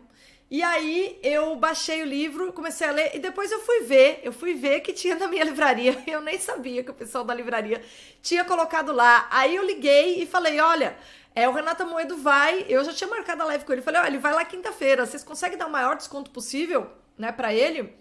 E aí, aqui, agora ele voltou. Peraí, deixa eu tirar esse aqui. Renato, voltou. Não, eu tava explicando pro pessoal, enquanto você não voltava, que eu nem sabia que seu livro tinha na minha livraria, porque eu baixei, né? Eu baixei e tô lendo naquele aparelhinho no Kindle. E aí, quando eu vi que tinha lá, eu falei, pessoal, vocês conseguem dar o melhor desconto possível para aqueles puristas que gostam de ter o livro em papel? Porque o seu livro é meio que um manual, entendeu? E eu sei que muita gente vai querer ter em papel. E assim, os caras deram 50% de desconto, tá? Eu afixei aí no link, mas eu coloquei aqui também na descrição dessa live todos os endereços para vocês baixarem gratuitamente. Meu, tá muito boa essa sessão de respostas. Agora o Iago tá te perguntando aqui, ó. Mestre, pode explicar melhor o conceito dos sintéticos colateralizados em Bitcoin? O Bitcoin é o colateral supremo. O grande problema do padrão ouro é que você me dava o que é colateral? Pra quem não sabe o que é colateral, como é que você explica o que é colateral? Aí é muito voltar muito atrás, né? Nunca existiu um empréstimo na história da humanidade que não tivesse alguma garantia. Alexandre o Grande não aprendeu a fazer guerra com o pai dele. Ele, na infância dele, foi dado como colateral, como uma garantia para o pessoal de Tebas, que tinha Epaminondas, pedófilas, Pelópidas, não tinha os pedófilos lá, os caras lá, inclusive a tropa de elite lá eram viados, né? Isso os caras tinham que ter inclusive botava o viadão velho antes e o viado novo na frente, para o cara ver o macho dele sendo morto para instigar o cara a dar o gás. Mas os caras eram miseráveis, né? É isso. Se eu fizer um acordo com você, e você me der seu filho como garantia, é muito difícil que você vá fuleirar comigo, né? Exato. Eu posso, inclusive, nem matar ele, eu posso só brincar um pouco com ele e mandar uns vídeos pra você, não é isso? A ilha do Epstein, a ilha de pedofilia do Epstein, ninguém ia lá, tipo, algumas pessoas iam lá se divertir, tipo, o príncipe da Inglaterra, não sei o que e tal, essa galera ia se divertir lá. Mas a maioria das pessoas que iam pra ilha do Epstein, eles iam criar um colateral. Vamos dizer que eu gosto de você, eu acho que você tá bombando na Jovem Pan, você tem perfil para ser senadora, mas eu não vou botar você para ser senadora e investir milhões de reais em você sem uma garantia sua. Então o que eu vou dizer? Eu vou dizer, professora Bruna, eu preciso que você pegue um avião e vá para uma ilha e você vai fazer umas certas coisas lá, e se você fizer, eu vou investir, eu vou fazer você ser senadora, você ser governadora, você vai ter uma carreira campeã. Agora eu preciso ter uma coisa contra você. Se eu tiver cenas suas estuprando e matando um menino de 11 anos, e esses vídeos saírem mesmo, seus filhos, seu marido, seus pais vão apoiar você? Não. Com data, com testemunha, a chantagem perfeita. É o banco de chantagem, né, ali. Isso é um colateral. Isso é uma garantia. O que o Xandão tem na gaveta, né? O Xandão tem na gaveta de muita gente. Rapaz, eu acho que muita gente deve ter do Xandão. Você acha que um cara desse... Você acha que realmente quem manda vai meter a cara publicamente? Você acha que Lula é o cara que mais manda no país? Nada, você acha que Xandão faz o que ele quer da cabeça dele? Você acha que esses caras fazem o que quiser da cabeça dele? É que ele tem a pastinha dele para poder obedecer a ordem de quem tem a pasta sobre ele, você entendeu? Pois é. As organizações, elas são muito maiores do que qualquer pessoa, né? Sim. E cruéis. Isso. O colateral é a garantia. É a garantia. O DOT, por exemplo, no sistema dotal é a garantia. Se alguém quer casar com a filha minha, eu dou o terreno, o cara constrói a casa no meu terreno. Eu tenho uma garantia, ele tem uma garantia de que eu estou segurando a barra porque eu botei o terreno, e ele vai poder usar enquanto eu continuar casado, e eu tenho a garantia que se ele morrer ou sumir, a casa está construída, o terreno é meu, né? É isso, não se fazem... Antigamente, há 200, 300 anos atrás, o colateral da pessoa era a pessoa. Se você fizesse um empréstimo comigo e não pagasse, inclusive está na Bíblia a escravidão, né? Você ia ser escrava. Você e seus filhos iam pro brega, né? Isso. É por isso que a taxa de juros durante séculos nunca passou 2, 3 anos seguidos de 12% ao ano. Até que o dinheiro era real, era dólar, era ouro, né? Então, voltando, colateral é garantia. O problema é que quando você me dá ouro para eu te dar um papel de ouro, você não tem como saber onde está o ouro. Quando você me dá Bitcoin, você sabe onde está o endereço de Bitcoin. Inclusive, é possível, por exemplo, até um contrato de aluguel, eu dar um Bitcoin como colateral, eu tenho o endereço, e se o cara mover aquele Bitcoin, eu posso acionar ele judicialmente, porque ele mexeu num negócio que ele não poderia, né? Quando você faz um contrato de aluguel e deposita numa conta de não sei o que, você não tem como comprovar se o cara moveu o dinheiro ou não, né? Não tem. O Bitcoin resolve o problema do ouro, Caramba. Porque o Bitcoin é o colateral supremo. Porque o Bitcoin on-chain, você pode comprovar e observar a cada minuto todos os saldos. E se você que fez o depósito, você sabe onde está seu Bitcoin. Para o cara emitir vales Bitcoins, ele tem que ter endereços que tenham Bitcoins equivalentes aos vales. O Bitcoin, existe um Substack, tem um Substack do 38, baixa aí, Substack do 38, tem vários textos que explicam isso. O Arthur Reis, que é o fundador do BitMEX, que demonstra como é que você pode gerar dólares, como é que você pode gerar reais, ouro. A maioria dos ativos que são negociados hoje, até ações, índices, eles vão ser negociados através de sintéticos lastreados de um dinheiro de verdade, que é o Bitcoin. Na hora que isso acontecer, vão ter mais dólares colateralizados de Bitcoin do que dólares do Fed, vai ter mais ouro colateralizado de Bitcoin do que ouro real, e isso é uma etapa inicial do Bitcoin desmonetizar a realidade física. A gente já viu no mundo que a maioria das riquezas, elas não são físicas, nem os reais não são físicos. Não, só que na hora que o Bitcoin começar a gerar sintéticos disso, aí isso vai explodir. A tendência, inclusive, é ter mais ouro sintético do que ouro, é ter mais índices do que ações. Aí esse mundo vai ser cada vez menos violento. Porque existir riqueza em coisas físicas estimula e propicia que pessoas adquiram riqueza através de violência. Na hora que não existir mais riqueza relevante em coisas físicas, a violência vai ser cada vez menos viável, né? Até o tráfico de drogas... Tá aí o ponto do renascimento moral, né? Tá aí, a questão do renascimento moral é que mais importante do que a inteligência é a preferência temporal. As pessoas que não são capazes de renunciar ao presente por um futuro melhor, elas não são capazes nem de ter religião, moral, porra nenhuma. E esse tipo de coisa é aprendida. Até as bactérias, elas respondem a motivações. As pessoas mudam a preferência dela dependendo do ambiente que ela viva. E um ambiente que vale a pena ser vagabundo, quem não for vagabundo vai ser exterminado ou vai embora dali, né? No Brasil hoje vale a pena ser vagabundo ou ser honesto? Hoje em dia vale a pena, o cara acumula, toma cacete, ele aprende que é melhor consumir, cheirar cocaína, e não acumular porra nenhuma.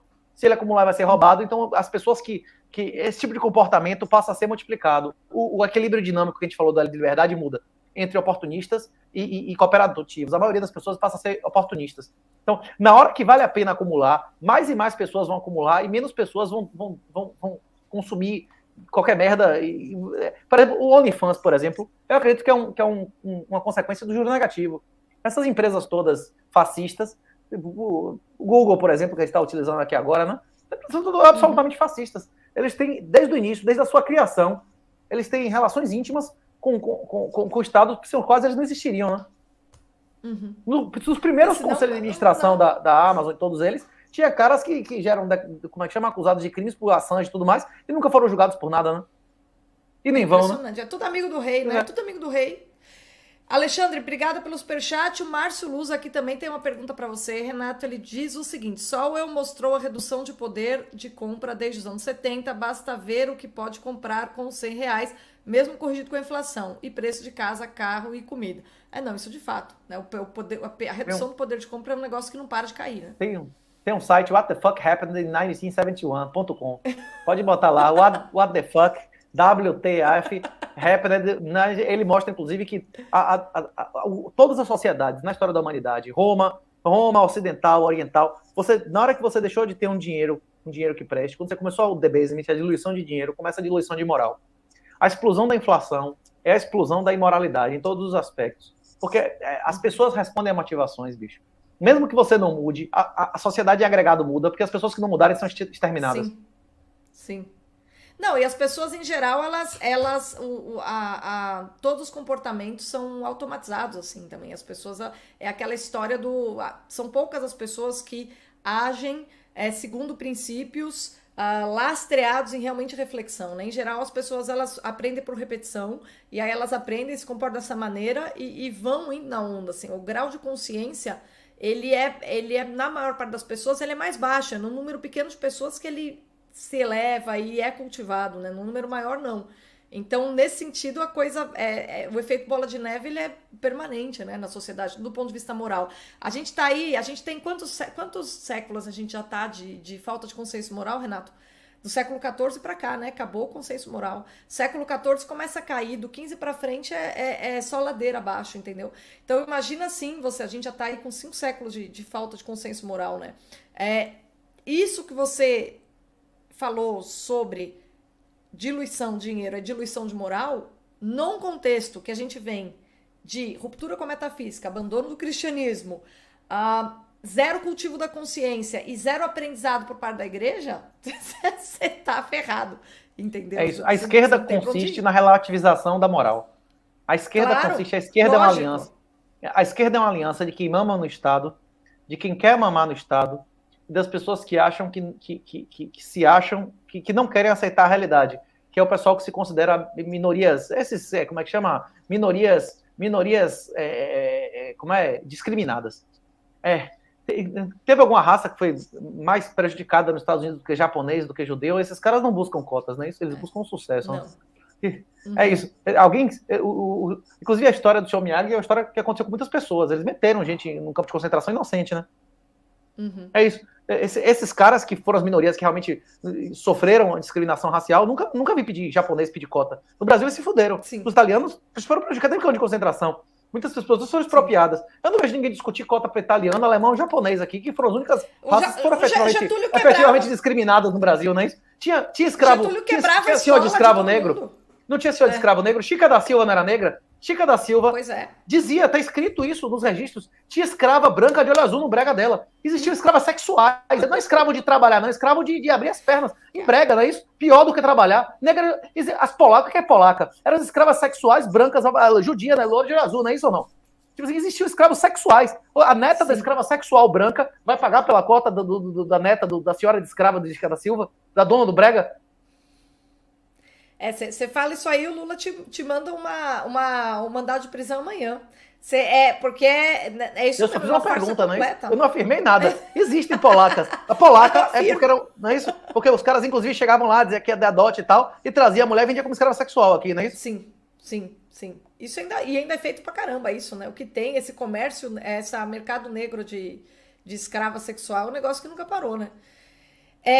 O Márcio Luz está te perguntando, Renatão, a Pedra Negra já consegui os 3, eu não entendi bem. Ter e poder. Você conseguiu entender a pergunta dele? Eu fiquei meio... Não sei o que é Pedra Negra, não. Isso é um elemento de alquimia, de que eu isso? Também não conheço. Deixa eu ver se ele aqui embaixo explica, vamos lá.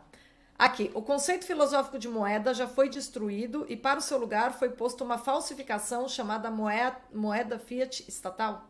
É isso, porque o conceito aristotélico era de dinheiro, né?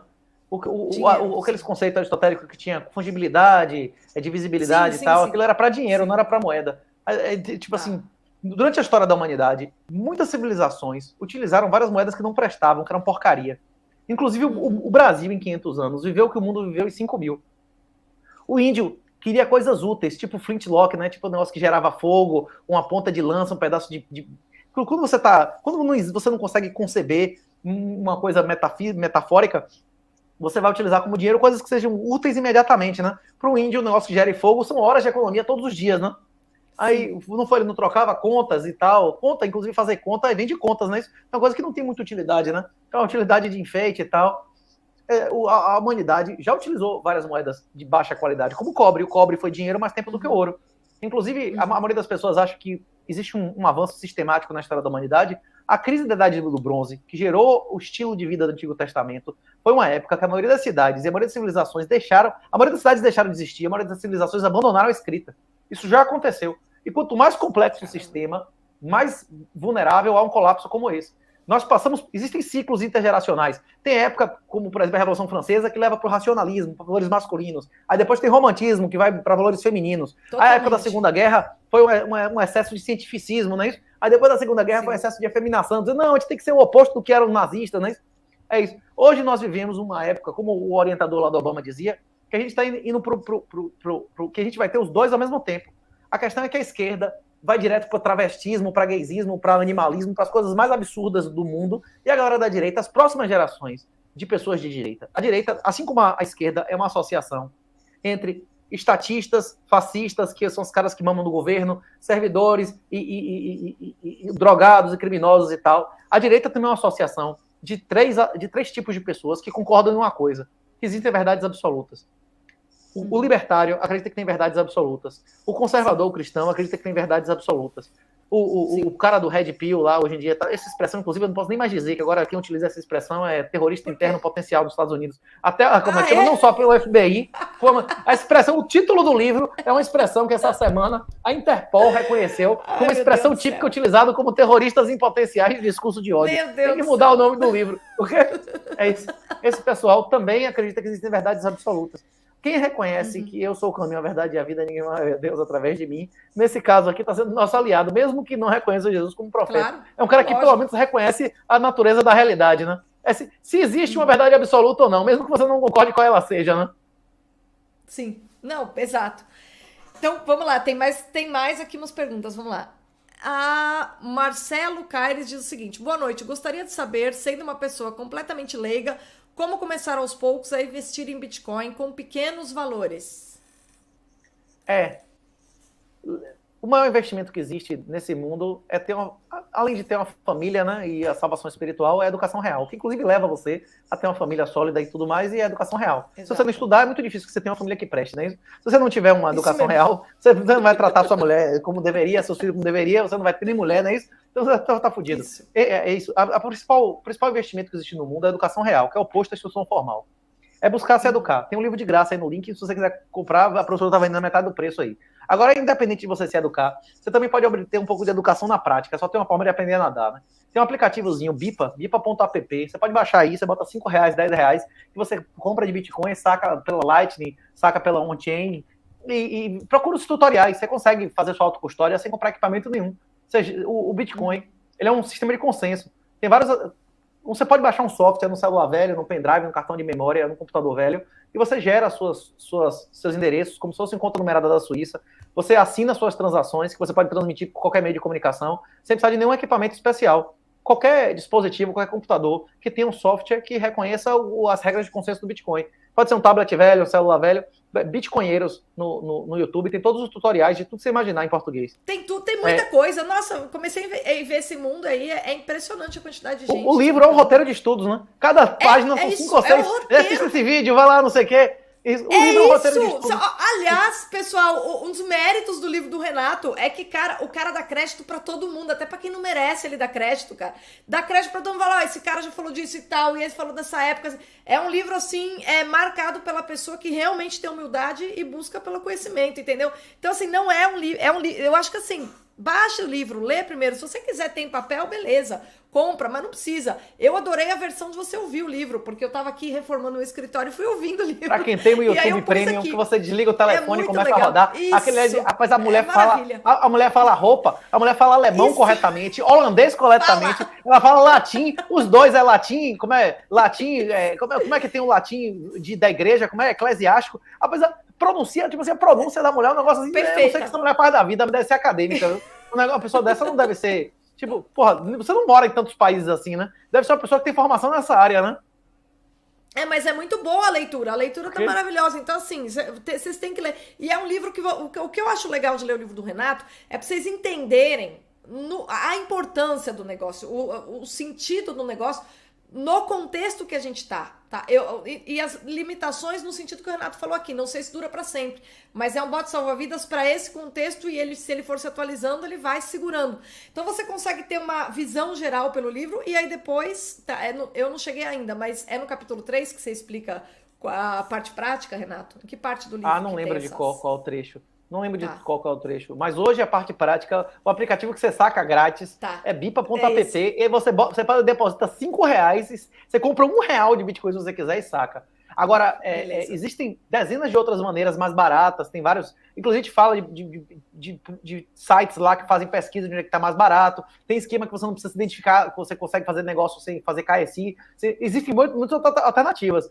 Agora, você só aprende a correr depois de andar e depois de encatear, não é isso? Isso seria uma coisa que você... Inclusive, tem um referral. Bote aí no referral, acho que é Renato38 com R maiúsculo, o resto em caixa alta, que você bota R$10 e ganha 5. Você já vai ter 50% de retorno abrindo a conta na Bipa. Ah, que maravilha.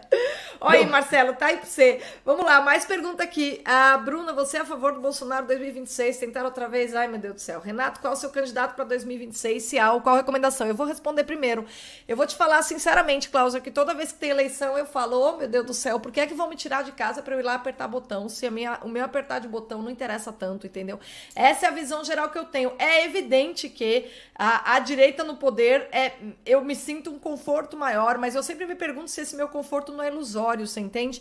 Porque a coisa tá amarrada de uma forma tal, é claro que é melhor ter um presidente que fale que acredite em Deus do que um presidente, enfim, ter que aguentar janja, essas coisas, é sempre ruim. O Haddad, para mim, é uma das pessoas mais perniciosas do Brasil. Então, ter o Haddad como ministro da Economia é óbvio que é ruim, mas, sinceramente, assim, seja sincero com você mesmo, sabe? Uma coisa que eu falei em 2019 é o seguinte, eu só vou dizer o que eu achei do governo Bolsonaro alguns meses antes de terminar, porque o governo é o seguinte, como é que você avalia se foi bom ou ruim? É o legado, como é que pegou o país, como é que entregou, e eu vou te dizer, não entregou bem. Não entregou bem. Então, assim, 2026 eu não acho que o Bolsonaro tenha condição de voltar. Eu, pessoalmente, acho que ele tá numa situação difícil. Ele teve uma atitude completamente equivocada com a eleição passada, entendeu? Eu acho. Então, assim, eu não sei quem é que vai surgir em 2026 aí pra se mostrar. E eu acho que o Bolsonaro, ele tem um problema que é o seguinte, ele é a expressão verbal do conservadorismo, mas ele tem dificuldade de pôr em prática. Então, ele só consegue satisfazer as pessoas no campo da expressão verbal, entendeu? Das pessoas conseguirem ouvir algo diferente. Por isso que eu falo que tem algo a ver com conservadorismo? Claro que tem. Né? Ele se opõe ali ao progressismo descarado do PT. Mas a gente ainda está no campo da expressão verbal. Então, em termos de tática, eu não sei se ele tem nem... Eu acho que ele não quer nem voltar, tá? Eu acho que ele nem quer. A primeira frase minha aqui é que o Brasil não é um Estado de Direito. A aplicação da lei não é a regra no Brasil. É Estado de exceção. O Brasil é um Estado de exceção. Em um Estado de exceção, o seu voto na urna é absolutamente irrelevante. Se Bolsonaro for realmente uma oposição real, ele não vai ser candidato. Ninguém que seja uma oposição real nem sequer tem a possibilidade de ser candidato, não é isso? Estou falando de ganhar a eleição, de ser candidato, não é isso? De ser candidato viável a presidente da República. As regras, a eleição foi lícita? Tinha uma parte que tinha censura de fatos, o cara não podia nem dizer fatos. Não teve radiolão é mentira. Sim. Pelo amor de Deus, né? É verdade. Tipo assim, uma parte podia fazer o que quisesse, dizer o que quisesse, e outra não podia. É isso. Pelo amor de Deus, o próprio Bolsonaro disse 2 anos antes que se Lula fosse candidato, ele ia ganhar a eleição. Todo mundo sabia disso. É isso. Se Bolsonaro for oposição real, ele vai ser autorizado como candidato? Se ele for candidato, é porque ele é do esquema, né? Não existe mais possibilidade de regeneração desse país através da eleição. Até porque a população brasileira está envelhecendo exponencialmente. O Brasil envelhece 2 vezes mais rápido do que a Argentina, né? Nenhum país das Américas, fora o Canadá, envelhece mais rápido que aqui. Tem uma fecundidade mais baixa. O Brasil é um país que está envelhecendo de uma maneira muito rápida e a população, em pouco tempo, até o final dessa década, vai começar a diminuir. Países que são dominados por pessoas idosas não tem mudança institucional, é muito difícil. A maioria das pessoas vão ser idosas, o cara vai fazer guerra. Inclusive, esse é o grande motivo do crime estar caindo, e não o negócio de arma. O que está provocando a queda de crimes é a redução das pessoas adolescentes, que é 90% dos autores e das vítimas de crime é adolescente e adultos jovens. O número dessas pessoas tem diminuído quase 80% a coincidência da queda da criminalidade. Quase 80% da criminalidade, da queda da criminalidade desde Temer é explicada pela fecundidade e os outros 20% pela questão do monitoramento.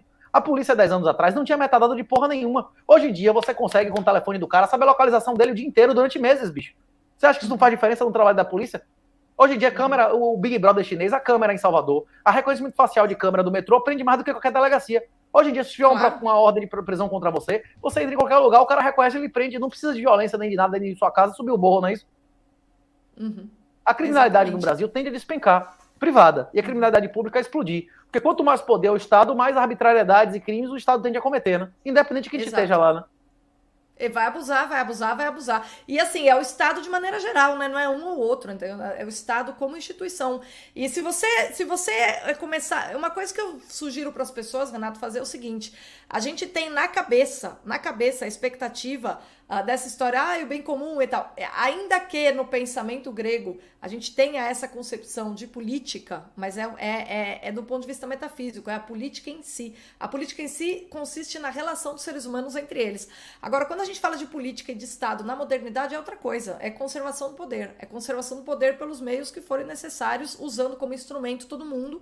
E se o voto e a aparência da democracia for um instrumento eficaz, aí no caso é para esse modelo que você descreveu, né, de algumas minorias se alternarem como poder, esse é o instrumento que vai ser utilizado.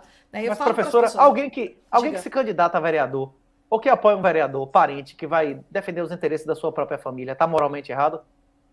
Não. Se o sistema é fascista, é ilegal um pipoqueiro vender pipoca na esquina sem autorização estatal. Essa autorização depende de favor político. Você vai querer que seja da família do inimigo ou da sua? É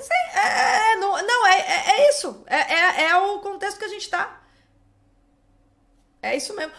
Alexandre Costa está aqui dizendo, o Renato pode falar um pouco sobre a corrida pelo aplicativo Vital? Parabéns, Bruna, melhor live do Renato. O Elon Musk foi nada. Uma gravação. Todas as lives do... Só uma coisa, todas as lives do Renato são ótimas, Alexandre. Eu me divirto com todas. Vai, diga aí. O Elon Musk teve uma gravação do Elon Musk que vazou essa semana, dele dizendo que só comprou o Twitter, que o único motivo dele comprar o Twitter foi tentar fazer um IP e LChat, que a China conseguiu, através de um aplicativo só, centralizar tudo. Tem aplicativo de banco hoje em dia. Eu nem vou mencionar o banco, porque esses caras são filha da puta, não merecem.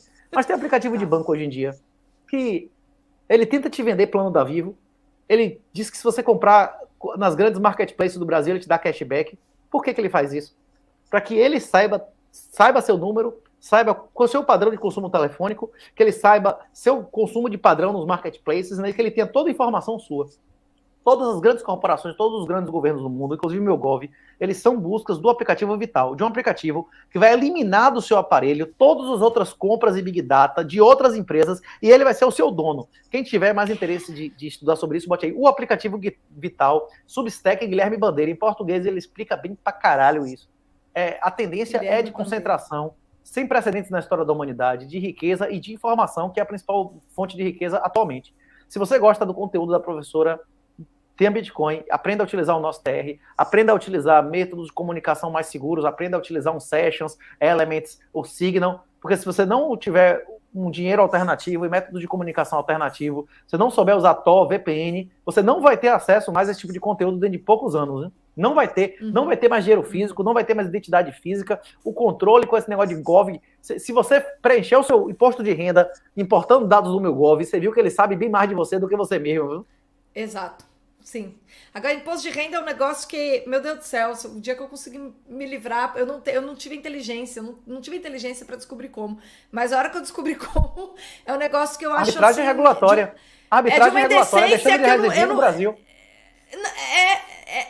Assim só, residir né? em um país que não tenha... Residir em um país onde existem dezenas no mundo, que não tribute nada fora daquele país. E se você não tiver renda ali, você vai ser isenta. Isso. Nossa, boa. Vamos lá. A dica, app Bipa mais Blue Wallet para começar a acumular satoshis. Aqui, o Eric Noronha deu ali a dica. Isso é uma dica excelente. Agora, a Blue Wallet está tendo problemas na implantação da Lightning. Se for saque o chain, é isso? Inclusive é grátis na Bipa se você não tiver pressa. Tá. Aqui, o afegão médio tem condições de usar Bitcoin Wallets? O que você acha? A maioria do afegão médio, ele vai investir em Bitcoin através de sintéticos. O afegão médio é relevante. Agora a gente só precisa investir... a teoria das elites de Pareto ela é verdadeira. a minoria das pessoas, e a proporção geralmente é 0,2 com 8, a maioria dos grandes números, né, que se concentram numa gaussiana, numa normal, a média se concentra, a maioria se concentra para a média exponencialmente, então a altura das pessoas se concentra na média, riqueza das pessoas, produtividade, a maioria dos grandes números, quando são amostras relevantes, eles se concentram na gaussiana. Tipo, a normal, a média, a maioria se concentra para a média. É claro que não são gaussianas exatamente iguais. Inclusive, um dos grandes argumentos pelo qual é raríssimo uma mulher que seja campeã de xadrez, de videogame e tal, não é que as mulheres sejam muito menos inteligentes que os homens. E se você for normalizar por raça, a diferença é de menos de 5 pontos de QI. A questão da distribuição normal. A distribuição normal dos homens, ela é dois dígitos padrão maior do que a da mulher. Tem muito mais idiotas e muito mais gênios homens. Então, na média, mesmo que a mulher tiver notas maiores, os caras que estão na ponta lá, tem muito mais homens. Isso também é consequência da estratégia evolutiva. As mulheres sempre venceram, não assumindo risco. A maioria das mulheres, mais de 80% das mulheres, reproduziram na história da humanidade, e mais de 80% dos homens não reproduziram na história da humanidade. Então o homem tinha que assumir risco, e a mulher tinha que evitar o risco, né? E essa também é a proporção de curtida no Tinder, nesse aplicativo de sexo, também não é coincidência. Mas voltando para isso, se você utilizar de maneira composta o 80-20, você vai ver que não apenas 20% das pessoas têm 80% da produtividade, mas como 4% é 64% e menos de 1% das pessoas concentram a maior parte da riqueza e da produtividade. A gente só precisa convencer essas pessoas. Na hora que 40%, 50% da riqueza sumida do welfare, acabou, colapsou o negócio. Nós não precisamos que o brasileiro médio aprenda a utilizar o wallet. A gente só precisa que os produtores, os parasitas que se fodam, eles não precisam. A maioria das pessoas é o cara que trabalha na rede de alta tensão, é o empresário, é o cara que gera emprego que precisa descobrir isso. É o cara que está sendo espoliado. Tá. Inclusive tem um artigo porque os tem um artigo porque os Faria Limas não vão aceitar o BTC. Ele explica, inclusive, psicologicamente, porque o ladrão, o vagabundo, porque é aquela negócio do senhor das armas. O senhor das armas, a mulher pede pro cara ir pra atividade ilícita, ele não consegue. O cara consegue o dinheiro através da facilidade, ele não consegue aceitar de ir pro negócio que é dificuldade, não é isso? O dinheiro do crime não é investido em bolsa. O dinheiro do crime não é investido em carro de Uber para alugar. O dinheiro do crime volta à economia do crime, né? O dinheiro fácil, né? Sim. Qualquer entidade que inicie violência é legítima. Isso acho que já ficou lá atrás. Júlio Jefferson, obrigada pelo superchat. Agora, voltando, a maioria das pessoas hoje sabem usar um QR Code que não sabia 10 anos atrás. Talvez daqui a 10 anos uma parte da população brasileira seja capaz de usar o Bitcoin. E a grande riqueza e o grande potencial de valorização é porque o negócio ainda é mato, né? Porque a maioria das pessoas não compreende isso, né? Tá. Aplicativo Vital já começou. Vejam sobre o registrado do Bacen e os SPC. Se olhar a plataforma Lattes e o prontuário médico público, também o S. Juntar os três, temos o aplicativo Vital. Peraí, quais são, então? É porque o aplicativo Vital não é ter toda a informação sua. É um aplicativo que vai concentrar todos os serviços, comunicação, finanças, seguro, compras. Isso é o aplicativo. Não é só ele ter sua informação. É ele ter sua informação e você tá na mão de uma empresa que vai centralizar todas as suas atividades financeiras. O recebimento do seu salário, seus investimentos, seus seguros, seu consumo de telefone, de não sei o que lá, tudo. O aplicativo Vital é isso. Não é apenas a informação. Tá, e é o que o Elon Musk quer. Foi por isso que ele comprou a China já conseguiu isso com a Alixei e o Chat. O WeChat é rede social, é comunicação, é finança, você faz compras, você utiliza serviços como Uber, tudo. O nosso TR, por exemplo, vai ser um desse. Só que vai ser um desse que você não vai botar nem vai ser pseudonônimo, só que as pessoas que vão, para você utilizar o Uber do nosso TR, você vai ter que ter Bitcoin, que a utilização, a moeda nativa da plataforma não vai ser real, né? Uhum. Caramba, Renata, é muito bom conversar com você, porque você fala de maneira clara e você estimula as pessoas a realmente saírem da burrice, saírem da mesmice e tentarem fazer alguma coisa por si mesmas antes que seja tarde, né? Então, pessoal, tá aqui o livro na descrição. A gente já respondeu todas as perguntas do Superchat. Tem muito comentário bom aqui, tá? Muito obrigado pela participação de vocês aqui. Legal pra caramba. Aqui, ó. Por exemplo, o pessoal vai comentando, né?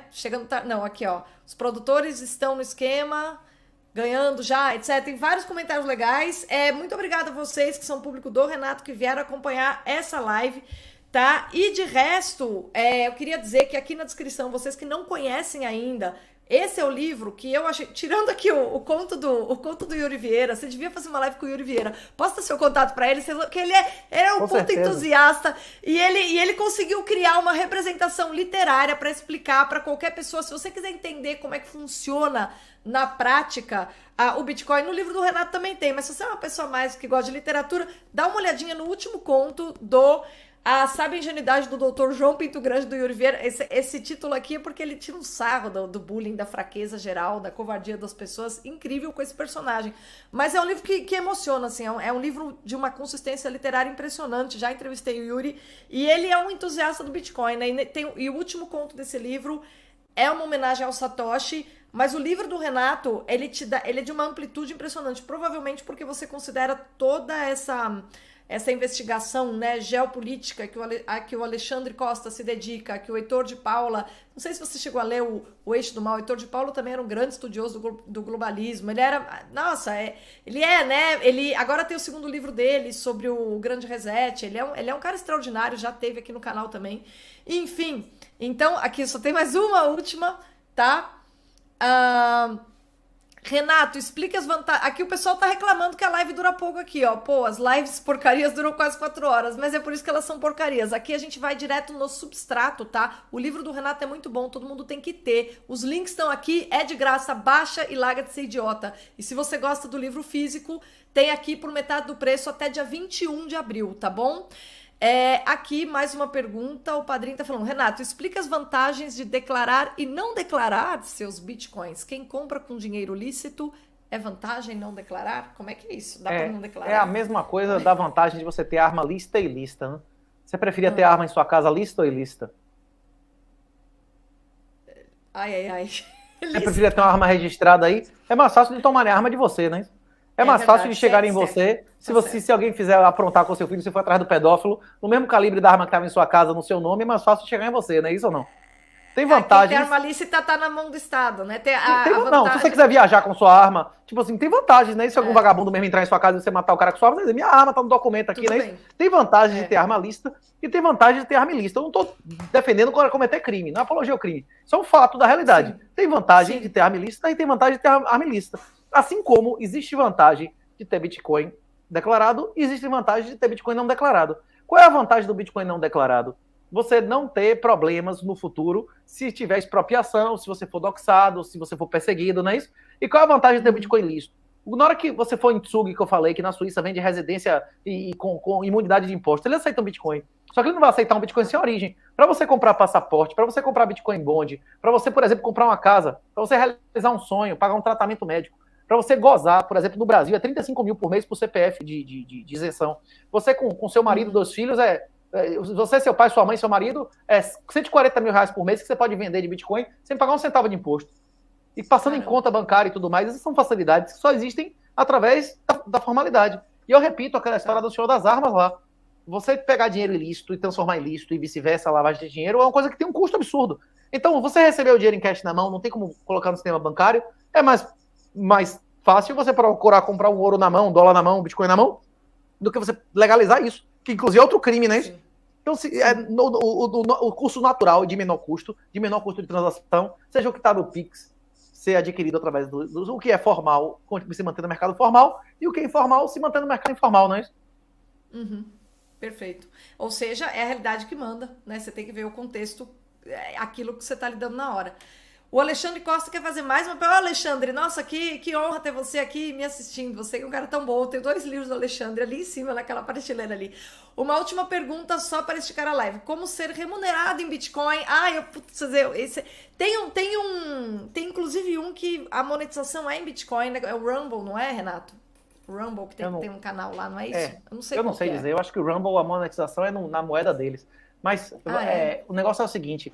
Durante mais de 100 anos, as pessoas poupavam em ouro. E não era remunerado porra nenhuma em ouro. E as pessoas eram cada vez mais ricas. Porque no século XVIII, XIX, as coisas ficaram cada vez mais baratas. Porque o crescimento da humanidade era maior do que o crescimento do estoque de ouro. E aconteceram épocas do ouro ser desvalorizado, mas são exceções. Em uma sociedade normal, que a população aumenta, que a tecnologia avança, a tendência é que um dinheiro de verdade ele ganhe valor, que as coisas sejam deflacionárias. A princípio, se o padrão Bitcoin dominar, sua preocupação não deve ser monetizar em Bitcoin, mas não perder os Bitcoins que você já tem. Tá. Tem um tenente-coronel lá da Força Espacial Americana, que tem hoje em dia o principal livro de Bitcoin vendendo aí, que ele defende que não existe primeira emenda sem a segunda. Isso é verdade e a recíproca também é verdadeira. Você só tem direito à livre expressão se você puder ter armas, e você só pode ter armas se você tiver direito à livre expressão. E o Bitcoin é livre expressão. O Bitcoin só pode ser proibido proibindo a livre expressão. O Bitcoin é expressão, software é expressão. E você envia de Bitcoin enviando uma mensagem. Se você não puder enviar mensagem, se você puder enviar mensagem, é impossível proibir o Bitcoin. Então, respondendo a pergunta do professor, existem várias maneiras de remunerar. Existe lending, existe funding, existe cash and carry. Agora, o professor Colin tem vários cursos aí, inclusive de você rodar nó para monetizar na Lightning. Existem dezenas de maneiras. Inclusive, no livro tem 10 maneiras de ganhar dinheiro com Bitcoin. Te explica uma por uma. Você pode fazer P2P, rentabilizar, você pode vender consultoria, você pode vender serviços de Bitcoin. Existem dezenas de maneiras. A questão é que todas elas representam trabalho e representam risco. Não existe remuneração sem trabalho e risco. Isso está no Antigo Testamento, isso está na Bíblia, isso é o limite da realidade. Qualquer remuneração que você tenha, ela é proporcional a seu esforço e a seu risco. Por que o Bitcoin aumenta dezenas de vezes a cada 4 anos? Porque ele também cai 80% a 90% a cada 4 anos. Então você está se aceitando potencial perda para ter potencial ganho. Não existe lanche grátis, bicho. O Bitcoin é uma possibilidade de você ganhar riqueza, de você ganhar liberdade, mas ele também tem um preço. Se você ganhar 30 vezes o seu dinheiro e depois você perder 90% disso, você vai sentir, você vai ter vontade de vomitar, você vai passar mal e tal. Isso acontece, é normal, isso é o preço, não é isso? Se você não for capaz de aguentar a subida, a queda, você também não vai ser capaz de aguentar o ganho depois de ter ficado até o fundo, né? É alto risco, né, Renato? O pessoal tem que ter coração, né? Se você comprar o Bitcoin e colocar na sua wallet, se você comprar $50 por mês e colocar na sua wallet que você gerou offline, que nunca foi exposta na internet, é baixíssimo risco, no longo prazo. Tá. Se você ficar olhando a cotação, se você ficar tentando monetizar, é alto risco. Se você rodar nó, é alto risco. Se sua casa foi invadida, o cara pode roubar seu nó. Você está na internet e você pode ter sido roubado. Absolutamente seguro, é apenas as coisas que nunca tiveram na internet. É possível você gerar endereço de Bitcoin e botar dinheiro no endereço que nunca tenha tido na internet. O Bitcoin tem 2 chaves, uma pública e uma privada. É uma espécie de criptografia assimétrica que nem existia na época da Segunda Guerra. É possível fazer isso. Você pode, inclusive Obama entendeu isso em 2016, imagine. Um vagabundo, mas um vagabundo acadêmico, que foi teacher assistant, foi prostituto, não é isso lá, né? É um cara que estudava, que tinha costume de ler, estudar. Sim. Obama entendeu o Bitcoin em 2016. Ele entendeu, se isso não for proibido, qualquer um vai ter conta numerada na Suíça, fora da internet. É exatamente isso que é o Bitcoin. Tá. Aí, pessoal, essa descrição aí é mais uma daquelas acertadas do Renato, tá? E o livro é assim o tempo inteiro. Eu fico impressionada com a energia do livro, porque assim, cada parágrafo você vai aprendendo um monte de coisas. E é aquilo que você falou, né? Você domina suficientemente todas as áreas implicadas na exposição correta da complexidade, não é da complexidade, mas do... Tem noção. Dominar é difícil, não tenho noção. A questão é que o livro dá uma mensagem. Você tem uma noção boa. O livro não é técnico. O livro não ensina nada de programação. O livro não. Tem Basta em Bitcoin, do André. Tem livros melhores em todos os aspectos específicos. O livro existe para chegar para a pessoa e dizer: olha, isso é uma arma, beleza? A arma serve para essa guerra e esse é o inimigo. Se você der uma arma na mão de alguém que não sabe o inimigo e qual é o conflito, ele vai fazer merda. O cara pode ser um gênio supremo. Várias pessoas, a maioria das pessoas que tiveram Bitcoin perderam. As pessoas não entendem o contexto que a gente vive. A maioria das pessoas que entendem mais de finanças, mais de informática, mais de governança, mais de tudo, não aproveitam a tecnologia, porque eles não entendem o contexto que a gente vive. O livro foi somar os ensinamentos do professor Alexandre, do Olavo e tal, como é que você falou, criar um cenário. Com o cenário, explicar a guerra. Então, olha, o R15 é uma arma que utiliza munição 662 e tal. Se você quiser saber mecanicamente, você procura um armeiro. Mas aqui, você vai botar o carregador aqui, você vai mirar e atirar naquele cara que tiver essa cor, nessa direção, porque esse cara vai te matar. Se ele chegar perto, ele vai atirar em você, não é isso? Isso.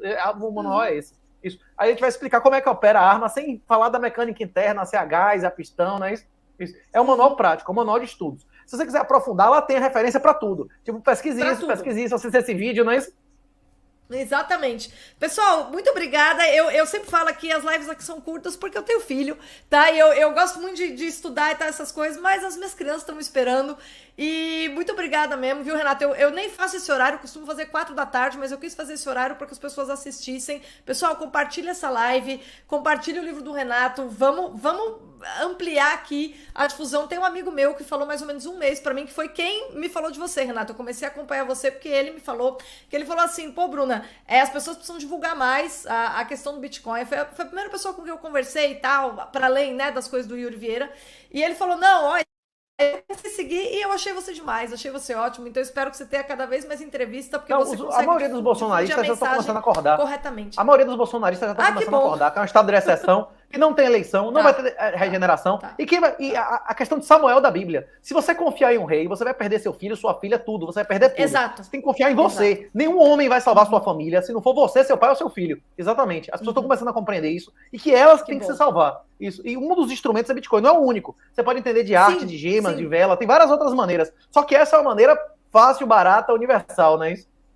Isso aí. Ou seja, é algo que tá ao seu alcance, tá, pessoal? Então, aproveitem aqui essa gentileza, esse gesto de caridade que o Renato tá fazendo, difundindo isso de maneira tão clara aí, se colocando em risco, que é o que a gente sabe que tá acontecendo.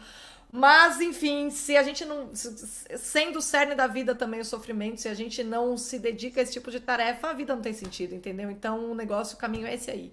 Obrigada, Renato. Foi um prazer te receber aqui. A última ordem do nosso mestre foi que divulgasse a verdade a toda criatura, não é isso? Exato, exato. E é isso que você está fazendo. Muito obrigada. Pessoal, boa noite e até a próxima.